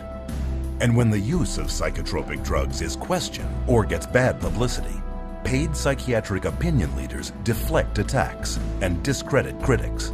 Or they may simply use their position to make the problem all go away. Case in point, psychiatrist Dr. Daniel Casey, chairman of the first FDA advisory committee that met in 1991 to decide if a warning label about increased risk of suicide should be added to the label of Prozac. At the hearing, family member after family member came forward to show how Prozac had damaged their children and loved ones. In the end, however, Dr. Casey and his colleagues voted against the label, citing a lack of evidence. But what many at the hearing did not know is that 5 people sitting on that 9-member panel had significant financial ties to drug companies. Casey himself became chairman of an FDA advisory panel that voted to approve another antidepressant, Zoloft, later that same year, and soon became one of Zoloft's most sought-after speakers. But the corruption goes beyond even psychiatrists at the FDA. Directors of major psychiatric institutions are likewise paid handsomely by pharmaceutical companies, such as the deputy director of the New York Psychiatric Institute, who one year received $140,000. Even government agencies are not immune from conflict of interest. In 2006, the state of Texas sued drug maker Janssen for flying the state's own mental health officials to other states throughout the nation to promote its drug Risperdal. Included were perks, travel expenses, and speaking fees. Even at the federal level, the chief of geriatric psychiatry at the U.S. National Institute of Mental Health was convicted that same year for accepting and failing to disclose over $250,000 from drug companies in exchange for consultations, retainer fees, and travel expenses. The result of these pharmaceutically paid doctor education campaigns is an explosion in psychotropic drug prescription, not just written by doctors, but by many others. I know some practitioners start people on drugs, on the antidepressants. There's unfortunately, a nurse practitioner that does it, and she's not supposed to. It's not in her protocol. Another nurse practitioner I work with has told me that she keeps doing it. It's gotten to the point where you have nurse practitioners, physician's assistants. There are times when that child doesn't even see a doctor. And we're seeing these prescriptions written for, and at best, the doctor may sign off on the bottom of that prescription. Medical professionals worldwide are handing out psychotropic drugs with seemingly few qualms because they have been assured that they are safe and necessary by the experts in the field, psychiatrists. The psychiatric community is completely responsible for the widespread use of psychotropic drugs. They're the ones writing the scripts to the large extent, and they're the ones that are proclaiming their supposed beneficial effects and I think they're sketchy. The evidence isn't good, and the side effects are horrible. The psychiatrists are the facilitator of the diseases, and therefore the prescriptions. Today, even official psychiatric organizations do not contest that the partnership between psychiatry and pharmaceutical companies in promoting psychotropic drugs to doctors is significant and almost impossible to avoid. But early on, this partnership realized that promoting to doctors was not enough. How could they reach their target demographic, the end user, and drive them into doctors' offices to demand these drugs?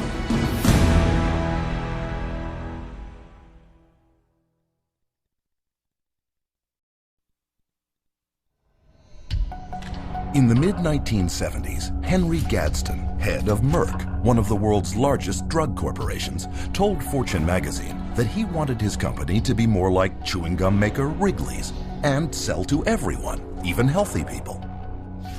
Has Gadsden's dream come true? Is marketing now driving the machinery of one of the most profitable industries on earth? Are psychotropic drugs really being marketed like chewing gum?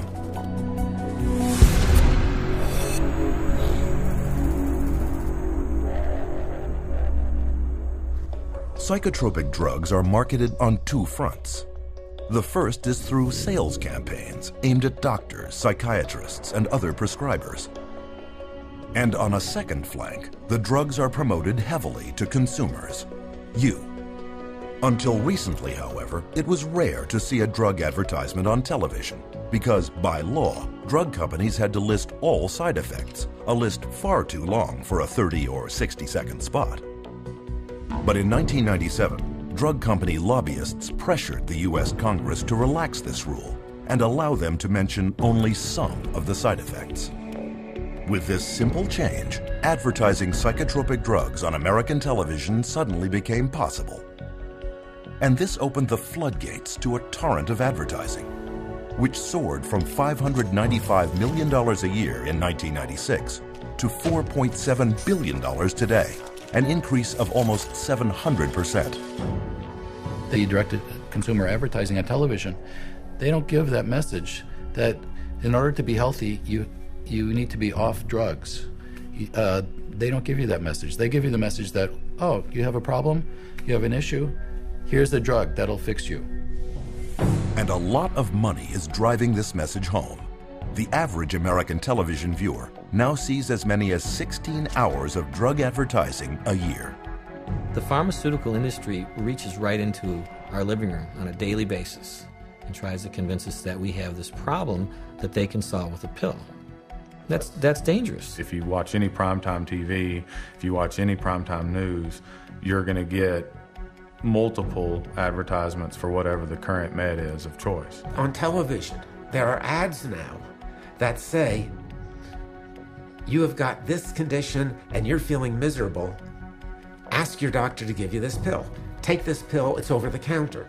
We're being taught, our society really pushes the idea of quick, simple answers. Ask your doctor if Abilify is right for you. Ask your doctor about Cymbalta. Talk to your doctor about Zoloft. Ask your doctor about Prestige. Ask your doctor if it's Talk to your doctor. Talk to your doctor about the risks and benefits of adding Abilify. If you can convince somebody that they've got a medical or biological problem, that the only thing that solves it is a pill, it stands to reason you're going to sell more pills. To see how effective this Ask Your Doctor marketing strategy is, one study sponsored by the National Institute of Mental Health in 2005 sent trained actors in to doctors and psychiatrists' offices, claiming to be depressed and asking for a specific antidepressant. 50% of them received a prescription for the very drug they requested. And even if the actor did not ask for any psychotropic drug at all, he was given a prescription a third of the time. The doctors feel tremendously pressured to please the patient, to prescribe what the patient is asking for. Nobody likes being labeled as the doc who didn't do anything for me. The doctor is a businessman. And he knows that if he doesn't fulfill that patient's request, there's a probability that that patient will go elsewhere because he'll find somebody that's willing to prescribe that drug. It should be the doctor's choice. It should be the doctor's evaluation driving the use of any medication. It shouldn't be giving a patient the opportunity to see something on TV and come in and ask for it by name, because doctors then are immediately put in a situation where they feel pressured to pull out the prescription pad, whereas they should have come to that conclusion based on their actual clinical data. But getting the patient to walk in and demand psychotropic drugs for non-existent diseases has taken that power out of doctors' hands. And this has been done through psychiatric drug marketing campaigns that fill the coffers of media outlets. Drug advertising on television, for example, accounts for 55% of the pharmaceutical industry's direct-to-consumer advertising budget. And estimates show that if this television advertising were ever banned, prescription sales in the United States alone would plummet by $10 billion. Magazines and other print media also depend on pharmaceutical companies for much of their advertising dollars, over $1.8 billion a year. But is this a good thing? Do such massive amounts of ad revenue taint what we see in the media? You know, obviously the advertising pays for the television programs. So the real money is in the advertising, not in the television program. So that's where the money is. I don't know of too many magazines that want to run huge advertisements blasting the drug companies that are paying for the magazine on the next page. They're going to take a lot of heat, and people are going to pull their ads if they start doing that. So again, you have a huge conflict of interest at play with the mass media. This partnership between the pharmaceutical industry and the media also extends to public service announcements promoting psychiatric disease. Americans living with schizophrenia. Kids with ADHD or sometimes postpartum depression. Still dealing with depression? It could be your time for change. Psychiatrists are featured promoting drugs in video news releases, which look just like TV news reports, but are in reality drug company-produced marketing spots. On news interviews, the experts furnished come from approved drug company speakers bureaus, and these psychiatrists rarely disclose their financial ties. As a result, mental health care segments in the media rarely deviate from the psychiatric party line.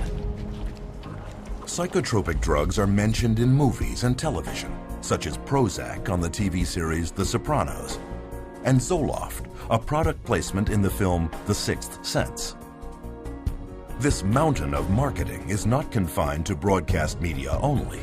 Print, too, is inundated with drug propaganda, masquerading as news and information.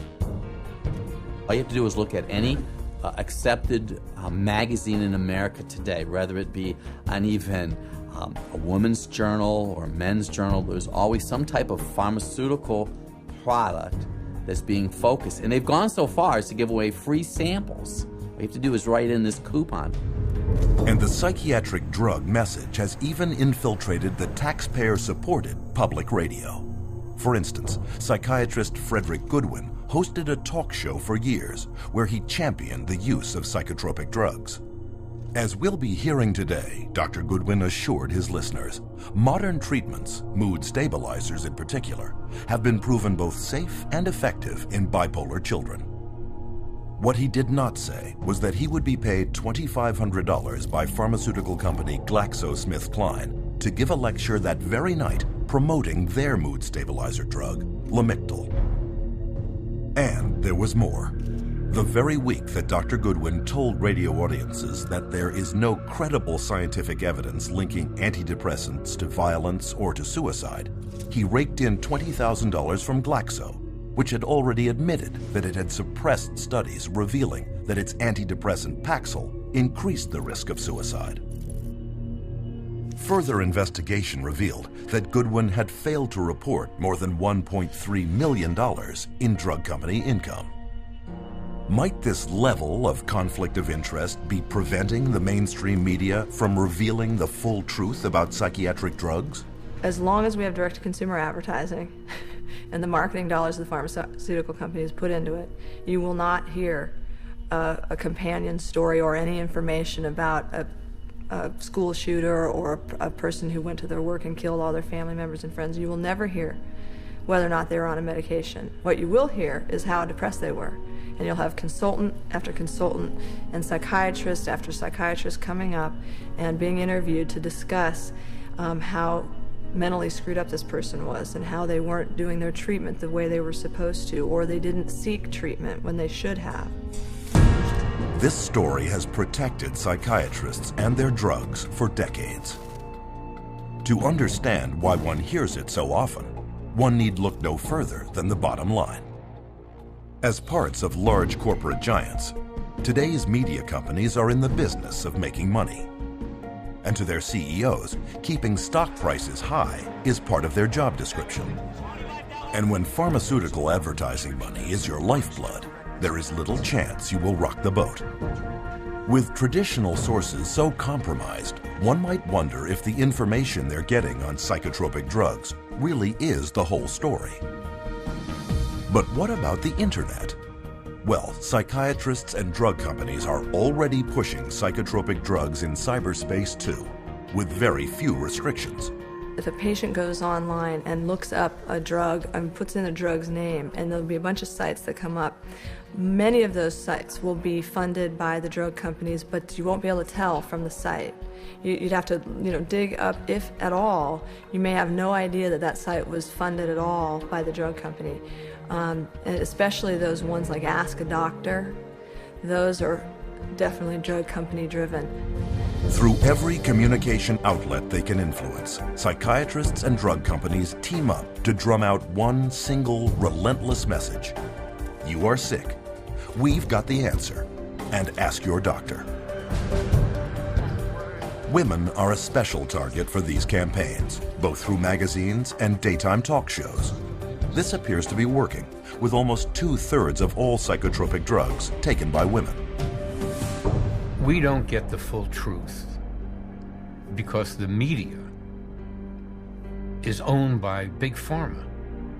You just turn on your radio or open your newspaper and you'll find ads. They're not going to bite the hand that feeds them. They don't tell the truth. It's a vicious cycle because the more these drugs are marketed, the more people want to take them. The more money goes to pharma to market more drugs. But despite their success, psychiatrists and the drug companies they work for are not satisfied only with media campaigns. So their next strategy is, how do you convince even more people to take psychotropic drugs, all the while remaining a hidden influence?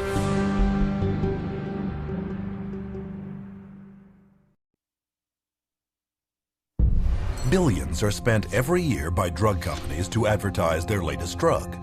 These efforts are obvious. But are there hidden ways that psychiatrists and drug companies can get you to ask your doctor without your even knowing it?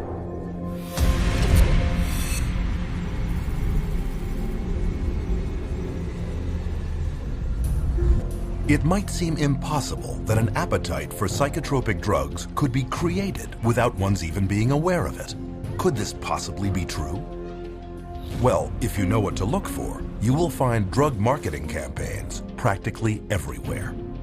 In hospitals, programs promoting psychotropics air over closed-circuit television networks like the Patient Channel. You can find them in children's books such as Brandon and the Bipolar Bear, where a little boy is told that his feelings are caused by chemicals in his brain that can be controlled with good medicine. There are mental health awareness programs touring college campuses to promote mental health checkups. Another hidden promotion lured high school girls to a conference on eating disorders to pitch them Zoloft. Where do these campaigns come from? Many of them come from industry-funded front groups operated by psychiatrists but posing as compassionate patient support groups. A group that's focused on people who get depressed, or these support groups. Those are all also funded by and driven by, in large part, the drug companies. The fact that they're being, highly funded by the drug companies puts into question, the information that they're providing. In fact, a recent global survey estimates that 2/3 of all patient advocacy groups depend on drug companies or device manufacturers for at least some of their income. Through media interviews, public service announcements, and promotional events, psychiatric front groups preach the message that at least 1/4 of everyone on Earth is mentally ill. You could be too, and there is nothing you can do about it short of taking psychotropics for the rest of your life. And of all the programs they use to get people onto these drugs, one of the most successful is the benevolent-sounding mental health screening campaign. But it all begins with psychiatrists and their very broad DSM-based screening questionnaires that cover common life situations such as sadness, nervousness, and occasional loneliness. Because the symptoms are so subjective and the way they decide to describe it, everybody's got depression. So then they started targeting the kids and doing this at schools, and they implemented it through the school process of coming to the schools and having depression screening days. People would come in and they'd fill out these questionnaires and, oh yeah, you've got it. Brought in quite a few new customers. But with statistics proving that more than 1/4 of those screened at thousands of screening sites later start taking antidepressants, it's hard to see screening as anything other than a spectacular marketing opportunity. One such front group, Screening for Mental Health Incorporated, sponsors national campaigns such as National Depression Screening Day, which uses simple quizzes to screen people for mental illness. But what is not revealed is that Screening for Mental Health has taken in a total of almost $5 million from at least 7 different drug companies, all makers of psychotropic drugs given to children. Of all demographics, these mental health screening companies especially target teenagers. TeenScreen is the biggest such screening program in the world, a U.S. national program targeting high school students under the guise of suicide prevention. TeenScreen was developed by Dr. David Schaffer, a psychiatrist with heavy ties to the drug industry. TeenScreen is a series of questions that take about 10 minutes for kids to answer. It's targeted at high school kids. On the TeenScreen case, it asks, do you sometimes feel like other people have an easier life, or, do sometimes you feel bad about yourself and other times you feel good about yourself? Well, given where you are in that particular day and what's happened, you're going to answer that differently. Once this test comes back that the child answered it based on how his emotions were at that very moment, that information gets passed back to the school, possibly the guidance counselor, adjustment counselor, or the school counselor herself, and that child is then referred on to mental health agency. And studies now show that once in front of a psychiatrist, 9 out of 10 children are prescribed a psychotropic drug. Using alarming language and misleading statistics, TeenScreen attempts to frighten parents, fearful that their child may be suicidal. But a closer look reveals that this is not a suicide prevention program at all, but a drug marketing campaign. And this marketing and its wide diagnostic net creates a huge rate of what are known as false positives. By Schaffer's own admission, 84% of all students taking the TeenScreen test were falsely labeled as depressed or suicidal. Predictably, TeenScreen is viewed with suspicion by many parents. To get around this, TeenScreen personnel have offered school children such enticements as movie coupons or free pizza to motivate them to get their parent's signature on the consent form. To eliminate parental objection altogether, TeenScreen has even instituted a passive consent policy, whereby if the parent does not formally object in writing, the child is assumed to have gotten permission and is then screened. Typically, the permission slip that comes home is a permission slip that if you don't sign it, they will give the children the screening anyway. And for many who do complete the screening questionnaire, the results can be devastating.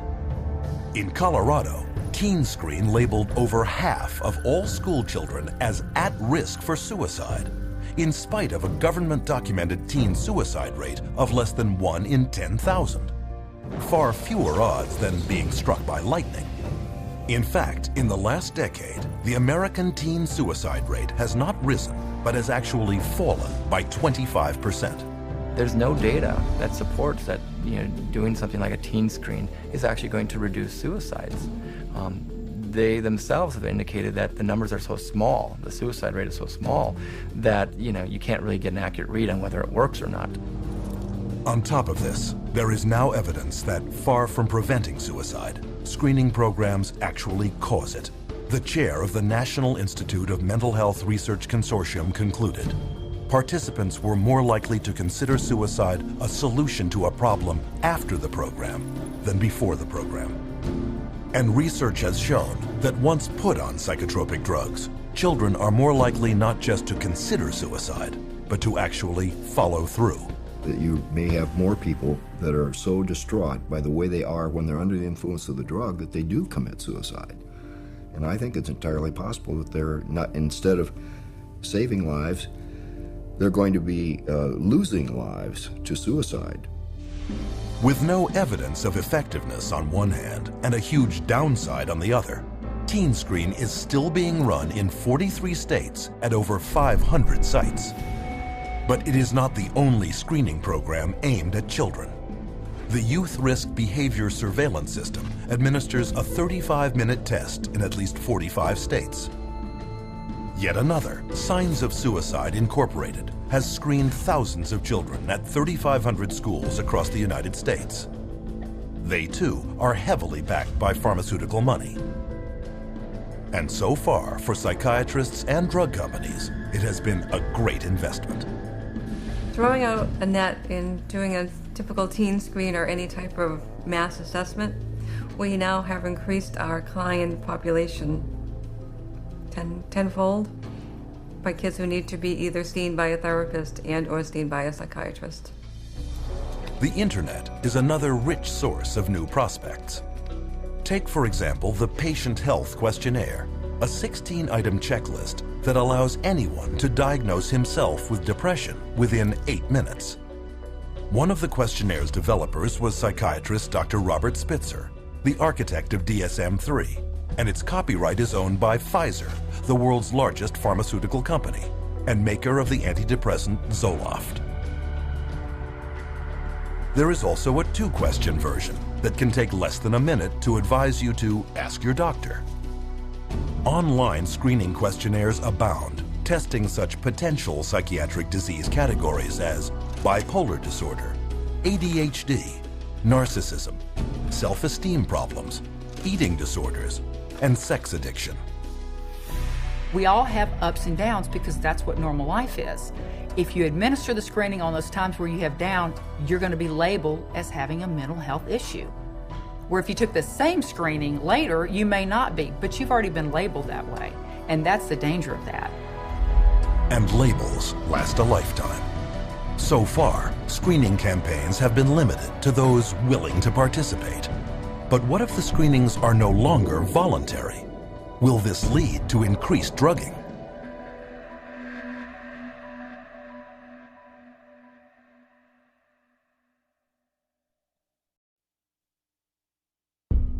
Psychiatrists insist that a mental health screening would be beneficial for everyone. But is this true? And what are the risks?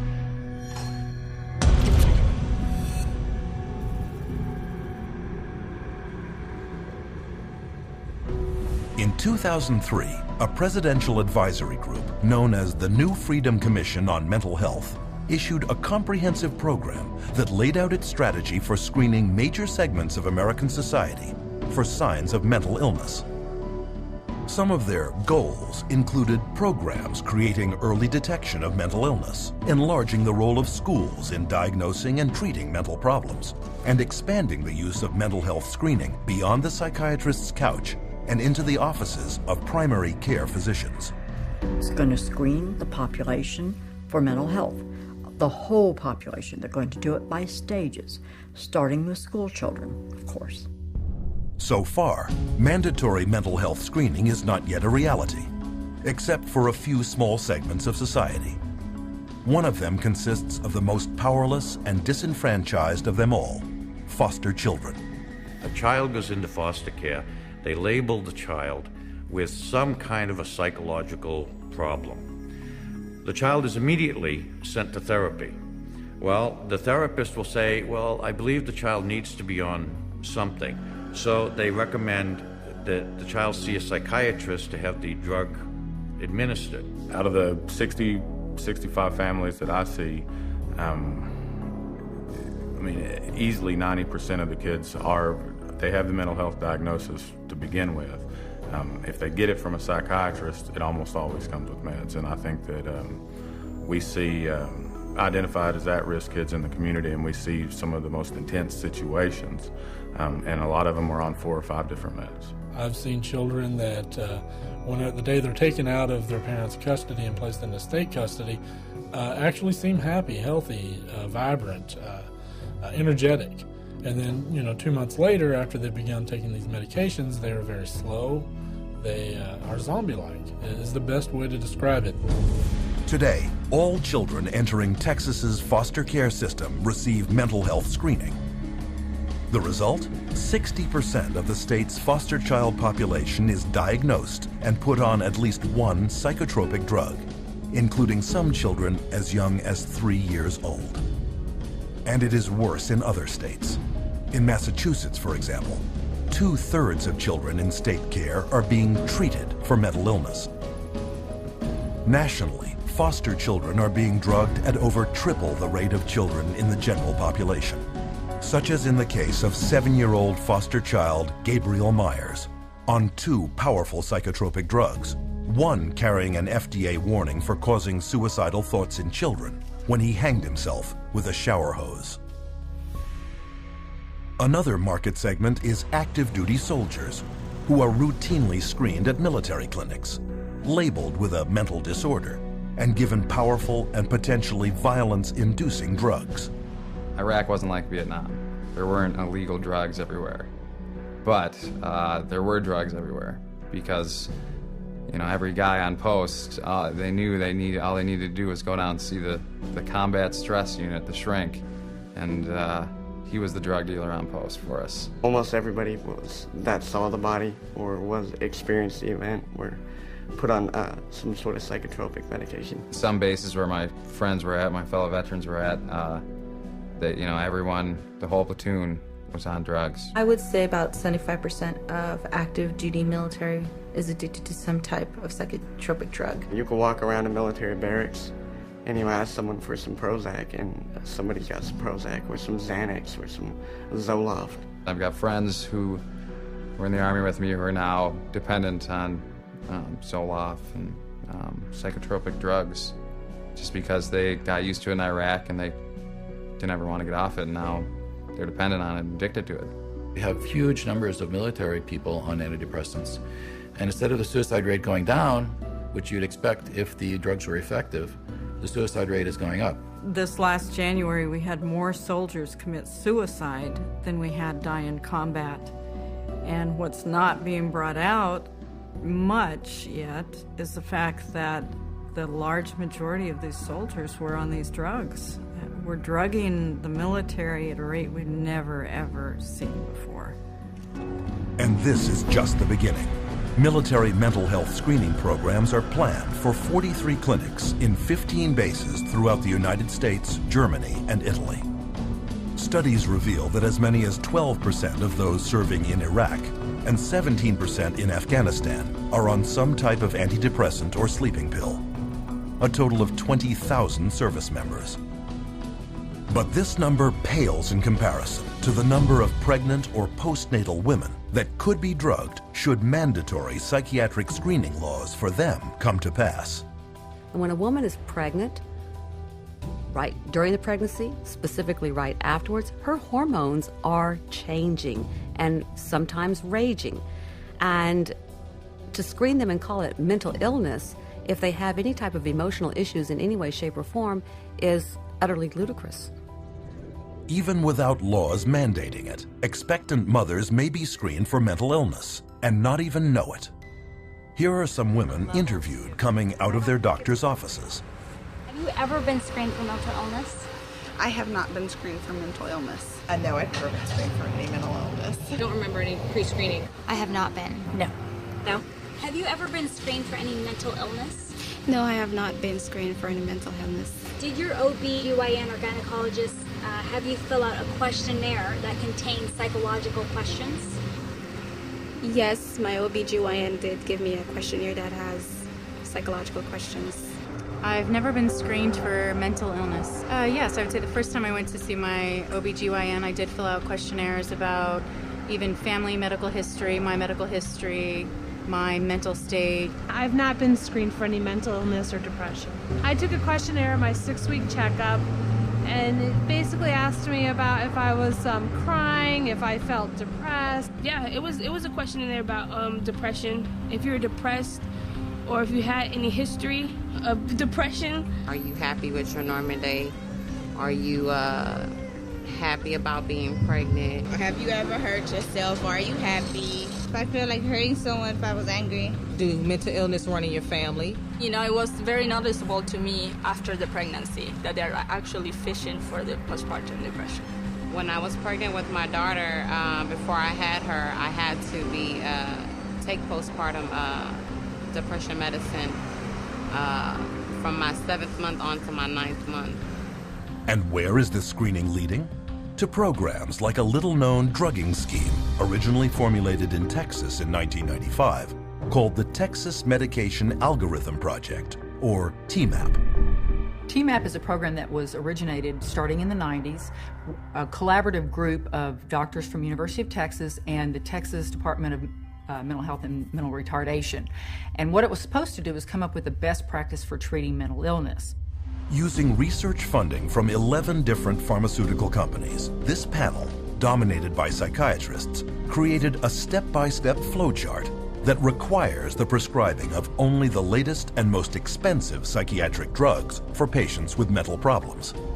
And if one psychotropic didn't work, doctors were obligated to try another expensive one.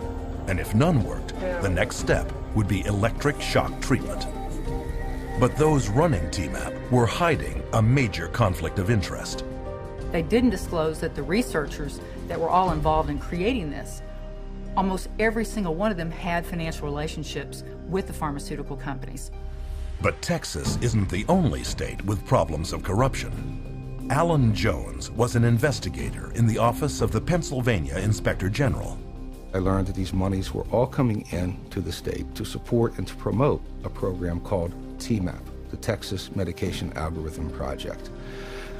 And so my concern was piqued very quickly that there was at least one state official who might be inappropriately receiving and dispersing monies from drug companies. They called it PenMap, but it was based entirely on the TMAP model. Also very quickly, I learned that there were other state employees who were serving on advisory boards financed through various pharmaceutical companies, and other state employees who were accepting honorariums personally, directly, from drug companies for speaking in their state capacities or official capacities. That's a felony in Pennsylvania. I saw there was a much bigger picture and attempted to surface that bigger picture and was consistently told to back off. I was told that drug companies write checks to politicians on both sides of the aisle. Back off.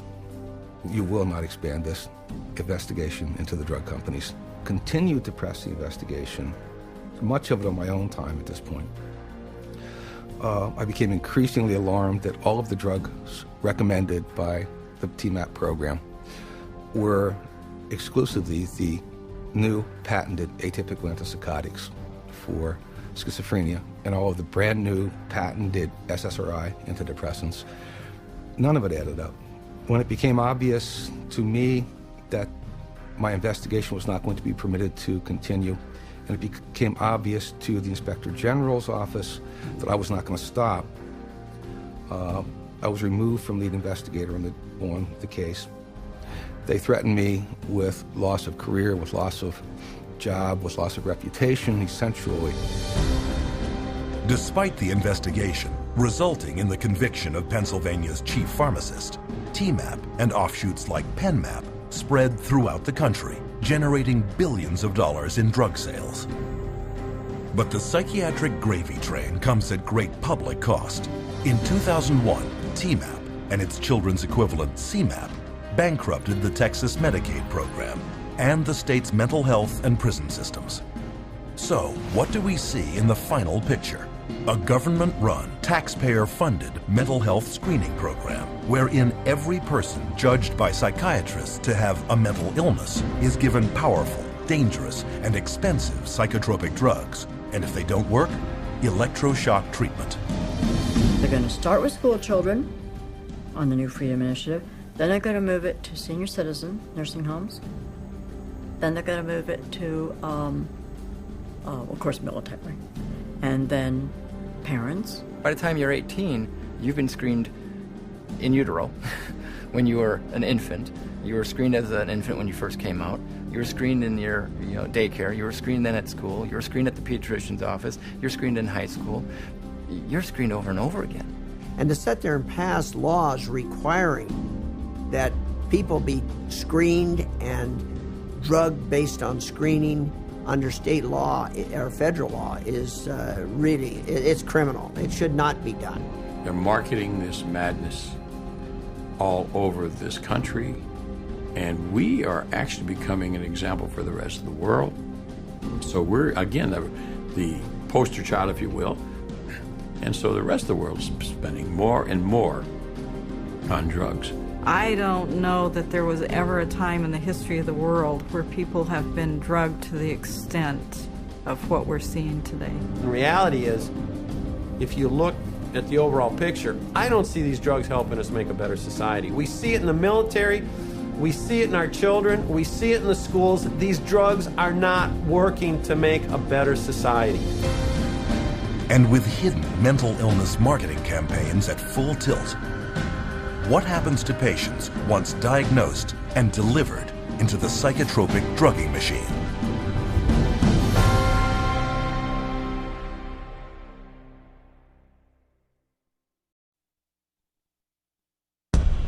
If drugs are being sold as safe and effective by psychiatrists and drug companies, why is it that we are seeing an alarming increase in consumer-reported adverse side effects?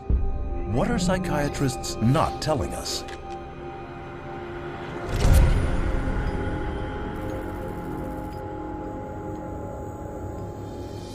All drugs create biological changes in the human body. In mainstream medicine, those changes that are intended are called main effects. Those that aren't are called side effects. No drug is without effects, side or otherwise. But with psychiatric drugs targeting delicate brain processes, all effects, even main effects, can be hazardous, unpredictable, and sometimes irreversible. All these medications that are apparently supposed to act as a magic pill, they're finding all of them have side effects that, could put the patient in harm's way just as well as it could help them. So, just what are these drugs doing, and how do they work? To find out, you should be able to locate much of this information in the drug's package insert, or PI. Contained in this insert is the mechanism of action, the drug maker's explanation for how the drug works on the body. Take, for example, antibiotics, drugs used for over 50 years as a cure for infectious diseases such as tetanus, tuberculosis, and strep throat. Its mechanism of action is well known. Antibiotics prevent the cellular activity of bacteria, thus inhibiting its growth or killing it altogether. But with psychotropics, drug makers say on their own package insert that their mechanism of action is unknown. Most of the medications that are given to clients, whether they're SSRI medications or they're antipsychotics, a lot of the pharmacology of these medications, they don't even know how they work in the first place. But it has been noted that there is one primary side effect of psychotropics that is common to all. Most medication and psychotropic medication, I've noticed, tends to flatten the things, so that while you're decreasing the depression, you're also decreasing the joy. And so you're minimizing what it means to be human in the service of avoiding dealing with a problem. They can't connect to the world around them. They feel like there's no feeling, which is, you should have some feeling there. All that's doing is really numbing them down, and they're not doing the work that they need to do to resolve that issue that's going on somewhere internally. But the numbing of emotions is not the only way psychotropic drugs affect the user. Each of the 5 main classes of psychotropics has side effects of its own. Typical antipsychotics such as thorazine are powerful chemicals originally designed to shut down the central nervous systems of mental hospital inmates. They are now mainly used on people with serious mental problems, and they can cause feelings of helplessness, deterioration of the mind, neurological damage, dementia, trembling, twitching, and damage to internal organs, to name a few. Anti-anxiety drugs such as Valium and Xanax are prescribed for nervousness, anxiety, and panic disorders. They can cause patients dissociation, cognitive impairment, increased aggression, fatigue, hallucination, and acute amnesia. They've got foggy thinking, they're bloated, they have weight gain, they're now diabetic. It's one symptom after another, all caused from the drugs that they're taking, and they don't realize it. Stimulant drugs like Ritalin, Adderall, and Concerta are mainly used for people with so-called attention problems, such as attention deficit hyperactivity disorder. These drugs are very addictive and can result in stunted growth, weight loss, manic behavior, heart palpitations, neurological tics, cardiac arrhythmia, gross brain shrinkage and malfunction, anxiety, insomnia, violent behavior, and even sudden death. Ritalin, a stimulant commonly prescribed to children, acts on the body in a very similar way to cocaine, but is far more potent. And recent studies show that it can cause permanent changes in children's developing brains. So you're going to have problems, and it is shown that some of these medications, particularly the stimulants that they're giving like Ritalin, Concerta, all the ADHD medications actually shrink brain tissue. They know that these psychiatric drugs destroy cells, destroy brain cells, shrink brain tissue. How can that possibly ever benefit anyone? It can't. That's the simplicity. It's not possible. Antidepressants are a fourth class of psychotropic drug. As their name suggests, they are used to treat depression and mood disorders. The list of side effects includes blurred vision, dry mouth, low blood pressure, internal bleeding, weight gain, sleep disturbance, seizures, impaired cardiac function, and psychosis. The most common thing that I see is the sexual dysfunction. So women having a hard time reaching orgasm or just finding that their libido is lower. And I see that with men as well. And the second most common thing I see is weight gain. I have to say it is not terribly uncommon to see a 40-pound weight gain with antidepressants. One study found that Paxil, a leading antidepressant, increases the risk of breast cancer in women by 7 times. Perhaps riskiest of all is the drugging of pregnant or postnatal women with antidepressants for depression. When the mother takes the drugs, the psychiatric drugs, or any type of drug in that, like an antidepressant or anti-anxiety or an antipsychotic drug, that's going to affect the baby as well as the mother, not just the mom, because the baby's going to get it straight through the umbilical cord, through the bloodstream. The drugging of pregnant women has led to a 20 to 30% hazard of preterm birth, brain damage, and lower fetal age at delivery, and nearly triples the risk of severe birth defects. And the antidepressants have been shown to cause something called PPHN, which is a heart problem in newborns. And I think it's criminal to be giving medications to women knowing that their babies are going to be at risk. When mom takes Paxil, she can have a baby born with sometimes they have the limbs are missing. It's called limb reduction. They can have cleft lip. They can have serious heart defects, missing chambers, or the arteries in the wrong place. And also can be born with the organs growing outside of the body. And these are just a few of the many, many side effects of psychotropic drugs. Among the top 3 best-selling antidepressant drugs, called SSRIs, there are 1,817 possible side effects associated with Prozac, 2,194 with Zoloft, and 2,497 with Paxil. Interestingly, among these is the worsening of the exact same symptoms the drugs claim to address. They cause depression. They cause suicidal tendencies and ideologies. So they cause a lot of the very exact symptoms that they're supposed to be correcting. They're being treated for depression with a product that's going to create depression. They're treating for a psychosis with something that's actually going to create or has the potential of creating a psychosis. Atypical antipsychotics, one of the newest classes of psychotropic drugs, are used mainly on adults and children diagnosed with bipolar disorder. They are also known as mood stabilizers. Though launched with storied claims as miracle drugs with little or no side effects, atypical antipsychotics have recently been exposed as creating severe weight gain, diabetes, coronary heart disease, acutely irregular muscle movement, pancreatitis, and delirium. Though the new antipsychotics were originally approved only to treat schizophrenic adults, over a 7-year period, prescriptions for children jumped 5-fold to an estimated 2.5 million prescriptions.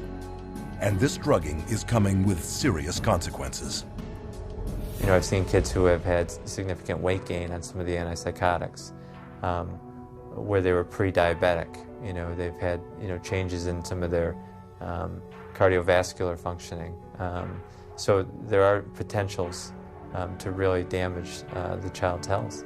When you get drugs that you're giving to kids that we know cause extreme weight gain and attack the liver, attack the kidney, that have long-term results, these children that we're giving them today, this medication, we may be doing, you know, kidney dialysis for in 10, 15 years.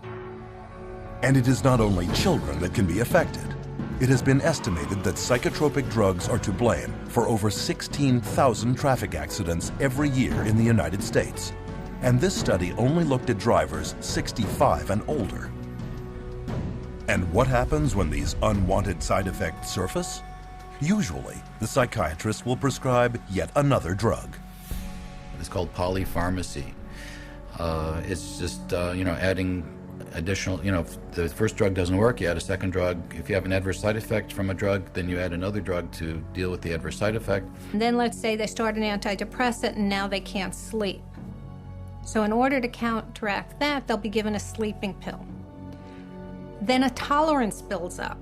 So they might now need another drug because they're now at a tolerance level of the first drug that it's no longer creating the, quote, expected or helpful result. It's not uncommon to see people 5, 6, 8, 9, you know, psychotropic drugs. And there's absolutely not a shred of research that supports that these drugs can be used safely and effectively in combination. Consider tardive dyskinesia, a movement disorder entirely caused by psychotropic drugs. For 20 years, beginning in the 50s, psychiatrists failed to inform patients about the link between tardive dyskinesia and antipsychotics, such as Thorazine and Haldol. By the time psychiatrists admitted the truth about their pills, thousands had been permanently crippled. Even today, tardive dyskinesia has developed in 73,000 older adults, and drug-induced Parkinsonism has appeared in 61,000 more. But this class of psychotropics is far from the exception. Reports are now surfacing that today's atypical antipsychotics and antidepressants, such as Zoloft, are causing widespread tardive dyskinesia, sometimes within months of first use. But psychiatrists and drug companies continue to dispute this damning new evidence and go on prescribing these drugs, even to children. But of all the side effects experienced by users of psychotropic drugs, the most horrendous may be an intense inner agitation and restlessness, known as akathisia. These drugs can cause something called akathisia, which causes people to become very agitated, and actually a little nuts, you know, a little off balance, and they'll do things that they never would have done before, things that are totally out of character. This is a normal person without any history of auditory hallucinations, and all of a sudden they'll say there's voices telling them this is the only way to stop the pain, this is the only way is to kill themselves. Had patients tell me that they never, ever, ever had one single thought about suicide in their entire life until they started on the drug. An estimated 10 to 25% of SSRI antidepressant users, close to 7 million people in the U.S., experience akathisia. And Psychiatry's Diagnostic and Statistical Manual of Mental Disorders even admits the connection between psychotropic drugs, akathisia, and suicide. The statistics back this up. the suicide rate of the general population is less than 11 for every 100,000. But for every 100,000 people taking SSRIs, the suicide rate jumps to 718, over 65 times more. And yet, we are told daily by psychiatrists and drug companies that psychotropic drugs actually prevent suicide. So, what are we to believe? One can start with the drug company's own warning letters to doctors, or unpublished data for the antidepressant Effexor, or an analysis of Prozac using the FDA's own statistics, or even a British House of Commons report on Zyprexa. Of course, not everyone commits suicide, but the huge volume of other side effects can be horrendous. The medication that the psychiatrist prescribed me made me feel awful. Constant headaches, constant nausea, wanting my skin to turn inside out, just feeling like bugs were crawling all over me all the time. It made me feel like all slow and like sluggish and stuff. And when somebody would ask me something, it would kind of like take a minute, like, what? These drugs have affected my heart. They have affected my liver. Weight gain one time, hit like 40 pounds. These thoughts come over me like I wanted to kill I wanted to really hurt somebody. It just sucks all the life out of you. So you're like a body, like a machine. I didn't want to live. I didn't have the desire to live. I felt miserable. You just can't live, you'd just rather die. Because there's no living when you're hallucinating every day. I actually tried to commit suicide with my psych meds. At some point when you realize that you are really just existing, you're not living, at some point you realize you need to take the risk to get off. But what about those who say psychotropic drugs really did make them feel better? That for them, these are life-saving medications whose benefits exceed their risks. Are psychotropics actually safe and effective for them? So what ends up happening is that someone feels good for a while, and then very often they have to have their dose increased, and then they feel good for a while, and then they might have to have it increased again, or maybe they'll switch agents. So it's that kind of a story if you're not actually getting to the root of what's going on. I think the research is pretty clear that then often starts to change, and you start to have a supersensitivity to being depressed, in which case then they become more depressed, and then they're chronically depressed. And there is ample evidence that if the short-term side effects of psychotropics don't get you, the long-term effects will. Psychiatric drugs are toxic to the body. They do build up in the body and add to the body's reserve and reservoir of toxins that will suppress the immune system, and the body will try and fight them as foreign objects. If they're on these medications for years and years and years, one of the things that we know about adults and some of the, for bipolar and schizophrenia is that they're dying at younger ages, and these are adults. So if we're starting this medication approach with young kids, what is their life expectancy going to be? No one's really examined it or is looking at the big picture, which is what's it really do to a society with a proliferation of mood-altering, emotion-altering, or blunting in a society at large. And I think we're going to really see a huge, huge increase in violence and suicide and a lot of bizarre behaviors that we haven't seen, because for a very short period of time, only in the last 60 years, have we really started medicating, intoxicating our brain with these incredibly toxic substances. The very real probability of significant long and short-term side effects should give anyone considering taking psychotropic drugs great pause. But what about those already taking them, who, no matter how hard they try, cannot get off?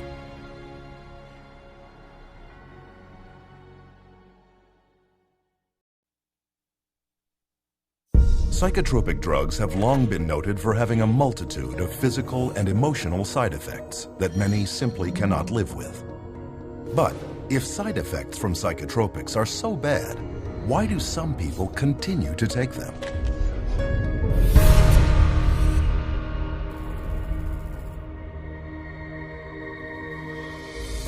Psychiatrists, drug companies, and even government agencies are entrusted with the safety of the drugs they put on the marketplace. And while they will reluctantly admit to most side effects of psychotropics, there is one more that they almost never mention. Every single one of these drugs are addictive, psychologically and or physically addictive. They change your body's makeup. You change your body how it reacts to things. And so even though people, their psychological state, they may be over their depression, they physically will need that drug still. And so that becomes the complication of getting them off. I have people come to me on a weekend, they've run out of refills, and they say to me, if I don't take this drug, I'm gonna get sick. If I don't take this drug, I'm gonna get sick. We don't talk about psychologically, we don't talk about depression, we don't talk about anxiety. I am going to get sick if I don't take this drug this weekend. It has nothing to do with psychology. But listen to what some psychiatrists questioned at a recent APA conference had to say about addiction. How addictive are psychiatric drugs? They aren't. Only benzodiazepines. They're not addictive at all. Antidepressants are not generally considered addictive. SSRIs are not addictive. Antipsychotics, they don't cause addiction. Major tranquilizers are all safe as far as addiction is concerned. The drugs that most of us are using in neuropsychiatry are not addictive at all. So who's right? To find out, we need look no further than former patients with first-hand experience.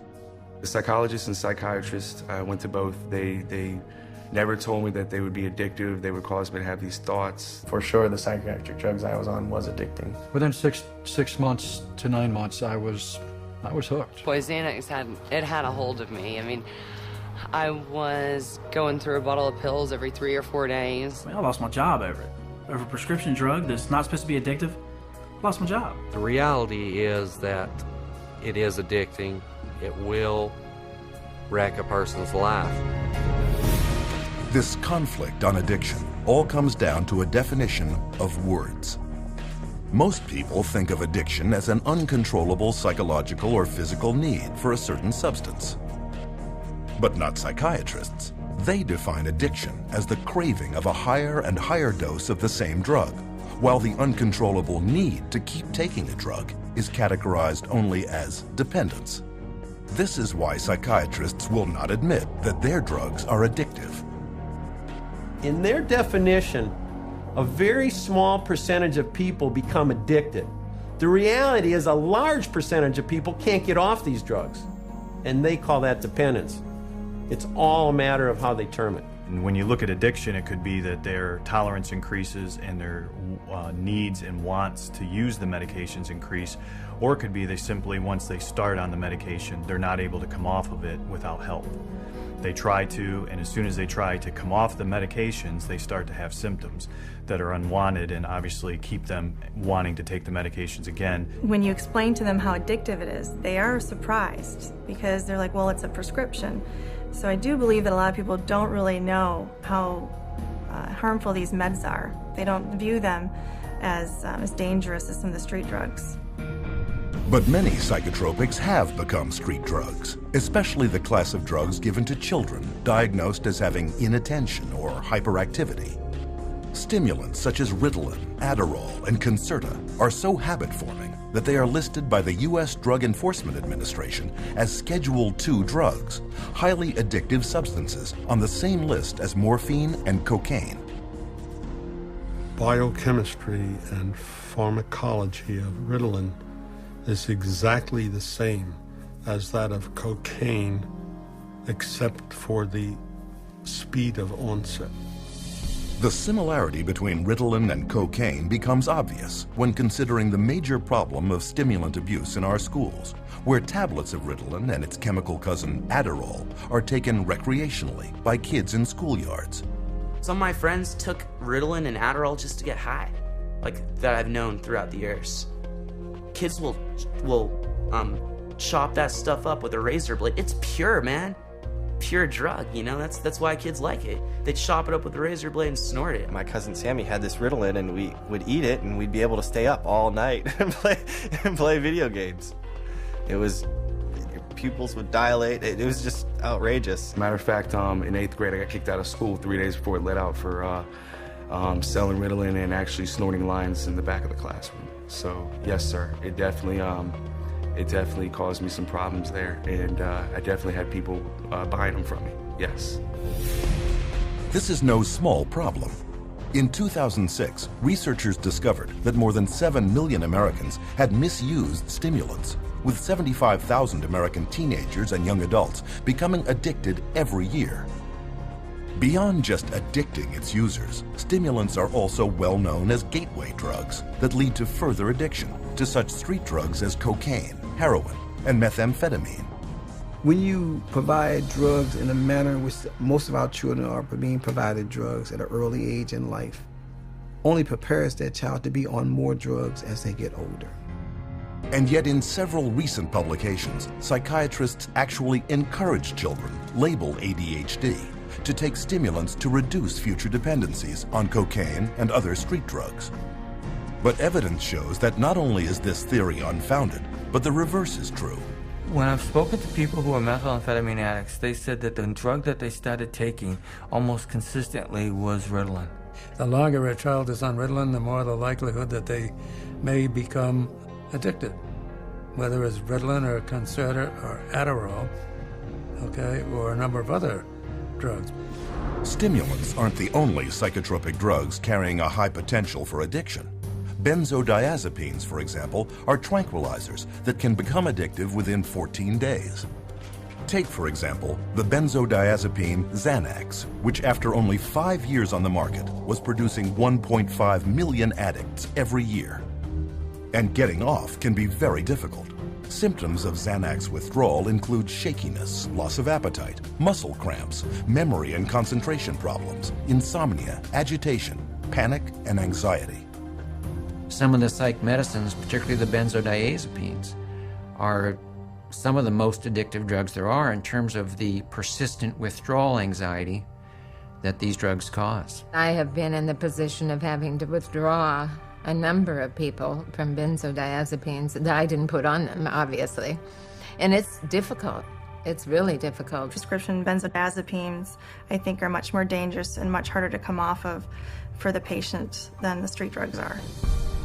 But survivors will tell you that benzodiazepines are not the only class of psychotropic drug that is extremely hard to withdraw from. I had about a 10-year time frame in my life where I abused both street drugs and prescription drugs. And the drugs that were the hardest to come off of, in my opinion, were the psychiatric medications. And I mean worse to come off of than a drug like heroin. Withdrawal symptoms from the psychiatric drugs just made my mind go crazy. I couldn't think. I couldn't form coherent thoughts whatsoever. I was racing. I had highs and lows, ups and downs, hot and cold sweats. I went through seizures.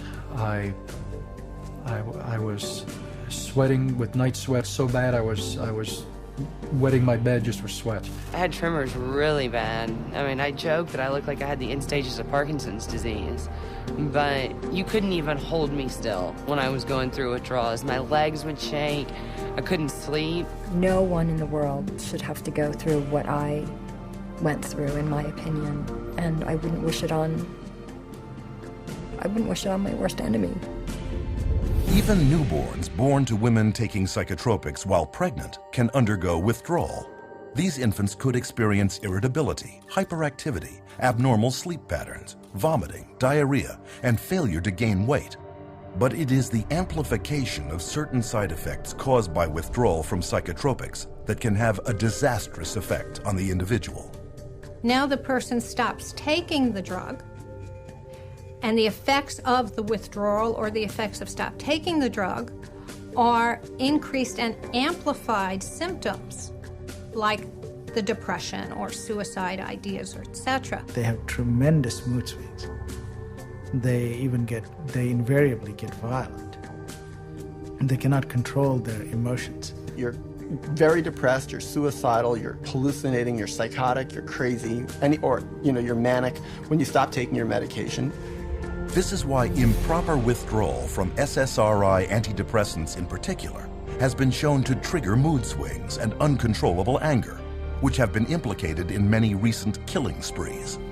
In May 1998, for example, 15-year-old Kip Kinkle had just stopped taking Prozac when he shot and killed both his parents, then went on a shooting rampage at his Oregon high school, where he murdered 2 more and wounded 25. In November 2007, Pekka Erik Ovinen shot and killed 8 at his school north of Helsinki, Finland.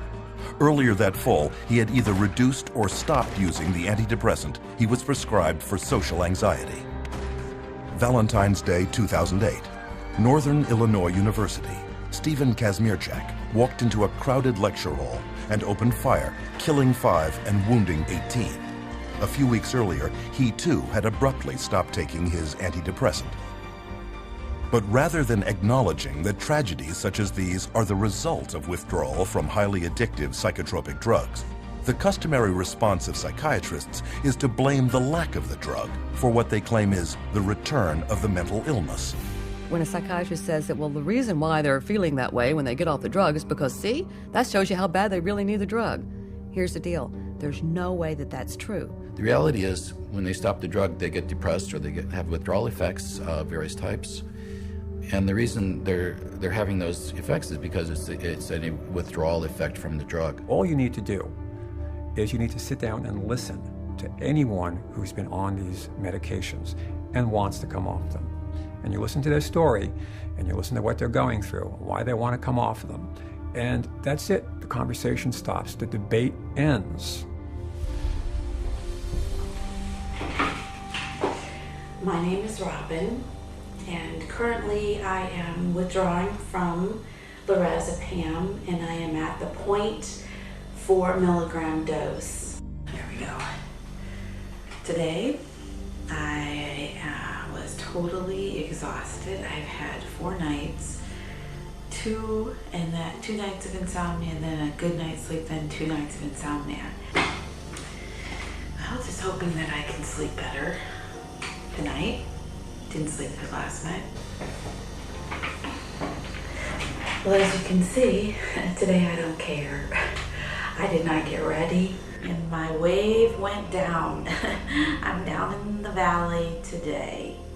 One of the side effects or withdrawal symptoms for lorazepam can be night sweats or hot flashes, a little lightheaded and kind of dizzy, anxiety, sore throat, weepy, very, very tired, grouchy, just overwhelmed, distraught, distressed. I began to experience suicidal thoughts. I think I've said a little bit to my husband, but he was already worried enough. This is really the first time I'm saying something about it. I feel like I could have a nervous breakdown. You know, there are just times like I hit a brick wall and I can't do it anymore. It's going to take another, maybe 18, 19, 20 weeks to get off of it. And that is very overwhelming to me. I'm weary today. And this is how I used to be for many weeks with lorazepam. And that's the hardest thing, is you are trapped into living it out the way you have to live it out in order to be safe. So that's frustrating. I just want my life back. And that's where I am today. It took months for Robin to wean herself off just one of her psychiatric drugs. And addiction specialists agree that slowly withdrawing is the only safe way. You just can't cut people off from these drugs. Sometimes it can take up to a year or more, depending on the person and how long they've been on the drug and how we wean them off. You can't stop these drugs cold turkey. No. I would never advise anybody to just stop them. They need to be under the care of a medical practitioner. When some of my patients come in and they talk to me about getting off of psychiatric medications, I really caution them not to just stop their drugs cold turkey, because that can really send them into a tailspin. The data is right there. It's going to cause the symptoms that it causes. It's going to have withdrawal effects. And they know it. There's not a psychiatrist that doesn't know it. And yet psychiatrists tell us that psychotropic drugs are the only way to keep people from insanity and alleviate mental distress. But is this really the case? Or are there other choices, effective, inexpensive, and drug-free, that could accomplish all the empty promises left broken and unfulfilled by psychiatry?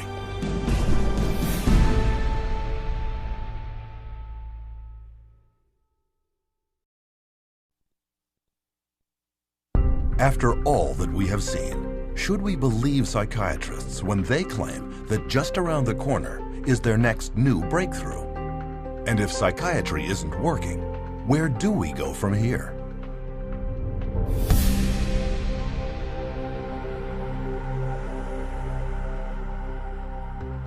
When we look over the landscape, one question becomes clear. How can anyone trust psychiatrists with their mental health? Even psychiatrists interviewed at a recent convention of the American Psychiatric Association readily admit they have no answers. What is the answer to mental illness? That's too broad of a question to answer. What's the answer to mental illness? I don't think there are any answers to mental illness. You still need a better answer than the one we have now for mental illness? I can't even understand the question, I guess. There's no real answer. You can't, these are like chronic problems. You can't just cure somebody. Since psychiatry has no answers, how do we care for those with very real and severe psychological problems? There are, in fact, many, many answers, but you will never hear about them from psychiatrists who prescribe psychotropic drugs. One solution was the Soteria Project, formed in 1971 by Dr. Lauren Mosher, then head schizophrenia researcher at the National Institute of Mental Health. Lauren Mosher developed this program, through NIMH to look at this because they were starting to have in the research a debate about whether the medications were actually being helpful or whether they were actually causing some problems. They would create a community-based center where people diagnosed with schizophrenia could go. It was going to be non-drug oriented because he didn't believe that psychiatric drugs were the answer to schizophrenia. It provided a place to where there could be people there who would be supportive and be there during the time they have a crisis. Instead of medicating them, be there with them and help them through it. And the results were staggering.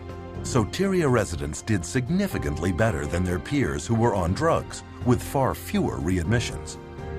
The success of Soteria House proved that understanding and compassion could relieve mental turmoil far better than psychiatric treatment, and without the nasty side effects.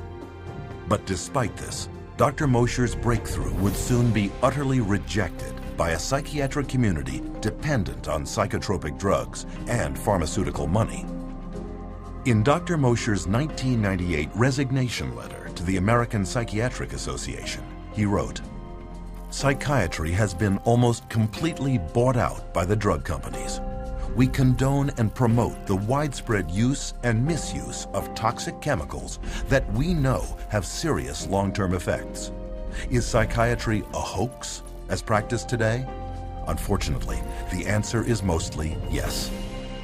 When people ask me about why aren't there more places to get this type of treatment and why is biopsychiatry kind of taken over, if they were effective, why did they go away? And I really think that it goes back to the question of money. Between political pressure exerted by the psychiatric establishment and a lack of funding, refuges like Soteria are few and far between. But they can be found, and the truly troubled can and do recover. But what about common, everyday mental or emotional distresses, such as depression or mood swings? Without using psychiatry, how can we treat those?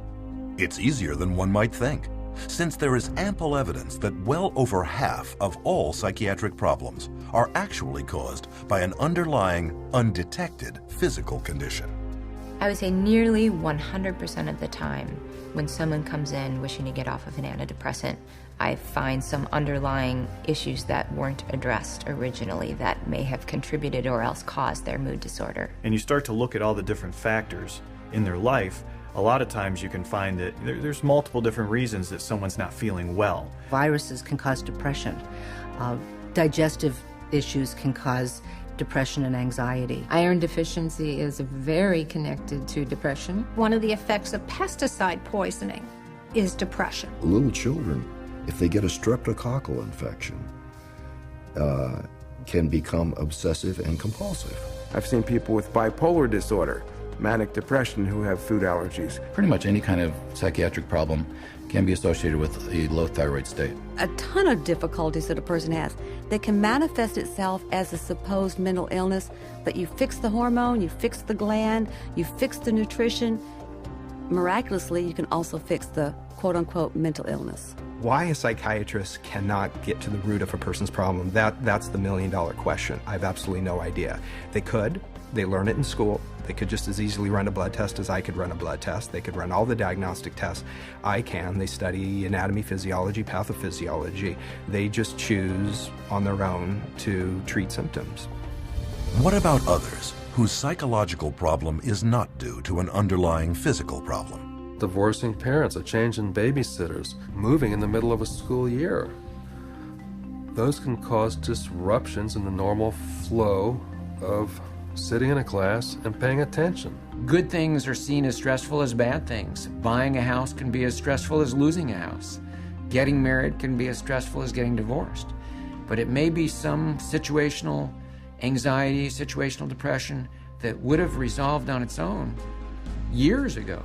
And the patient's been on medicine for years. Well, it is ridiculous to think that normal depression or grief from normal life circumstances should be treated with medication. We didn't think this way before we had them, because people just took it for granted that life was difficult at times. It was stressful, painful, and, difficult emotions, be they anger, pain, sadness, grief. All these things are normal reactions, and to cover that up with medication is really to turn your back on what makes us human beings, which is our emotions. Of course, serious mental problems do at times require the assistance of others. But because of the massive money power of pharmaceutical companies that keeps paid psychiatrists propped up in positions of influence over the public, the media, and the rest of the medical field, the only treatment you will ever hear of is psychotropic drugs. But there is one thing the consumer can do: insist on full and accurate informed consent. Informed consent boils down to the patient must be told about their diagnosis and what the risks and benefits and alternatives are to the treatment. Risks and benefits and alternatives to the treatment, risks, benefits, and alternatives to not treatment. So what are the key points of informed consent when it comes to psychotropic drugs? 1. Psychiatric disorders are not actual diseases requiring medical treatment. 2. There is no scientific proof that psychiatric drugs resolve or cure any mental problems. 3. Psychiatric drugs mask symptoms and come with severe short and long-term side effects. 4. Psychiatric drugs can cause dependency and addiction. 5. Most mental problems are caused by an underlying physical illness. 6. No matter how severe the emotional or psychological distress, there are many effective options that do not involve psychiatric drugs. Unfortunately, these points are rarely told to patients. I have over 2,000 clients, and I can honestly say 100% of them that have come to me, it has either been suggested that they take psychiatric drugs or they actually have taken them. And probably 70 to 80% have actually fallen into the trap and taken the psychiatric drugs because they didn't know what else to do. 50% of patients who are not treated for depression come out of it on their own without any therapy. Okay, that's never on an informed consent, but it is a fact. So, there's never a full informed consent. But the truth is coming out. 14 U.S. state laws now severely restrict the psychiatric labeling and drugging of children. And a 2004 federal law prohibits school personnel from forcing parents to medicate their sons or daughters with psychotropics. Meanwhile, the U.S. Food and Drug Administration has slapped their black box warning label on antidepressants for suicide in children and teenagers, and another warning on stimulants for heart attack, stroke, and sudden death in people of all ages. On another front, psychiatric survivors are now successfully pursuing legal remedies for the crippling effects of psychotropic drugs. Since 2005, there have been 50,000 individual product liability and personal injury lawsuits filed against drug companies for damage caused by psychotropic drugs, an average of 34 suits a day. Eli Lilly, accused of illegally marketing its antipsychotic Zyprexa, has paid out more than $2.5 billion in settlements to 34 states and 31,000 plaintiffs. In 2009, drug maker Pfizer agreed to forfeit over $2.3 billion, in part for colluding with a psychiatric front group to illegally market its antipsychotic, Geodon. Yet with yearly pharmaceutical revenues around $600 billion, drug companies treat judgments and penalties as just a cost of doing business. In fact, billions have been set aside in advance for just that purpose. The pharmaceutical industry has such a huge financial base that even hundreds of millions of dollars in fines is basically meaningless to them. Fines for some of these transgressions are like petty cash to the big companies. They're more concerned about the reputation that might be damaged by this. The main thing they do there is just try to hide the fact, and the quickest way to hide the fact is to quickly pay the fine and get out of town. And this opens the door to enterprising attorneys, but they have to be prepared. Lawyers need to understand that they do not receive adequate scientific training to conduct these cases by themselves. They need to gather together a team of experts who will help them to do these cases wisely and well. And then other people will begin to see the rates of success that we have had over the last 12 years doing what I call science-intensive litigation. You have to go to the experts in the field and say, okay, bring your expertise to bear, come to court, and tell people what you know. I have found that there's an overwhelming number of people that when they see the atrocities that have occurred with psychiatry and the way people have been treated, they are very willing to come over and testify against psychiatry and testify against techniques that are being used.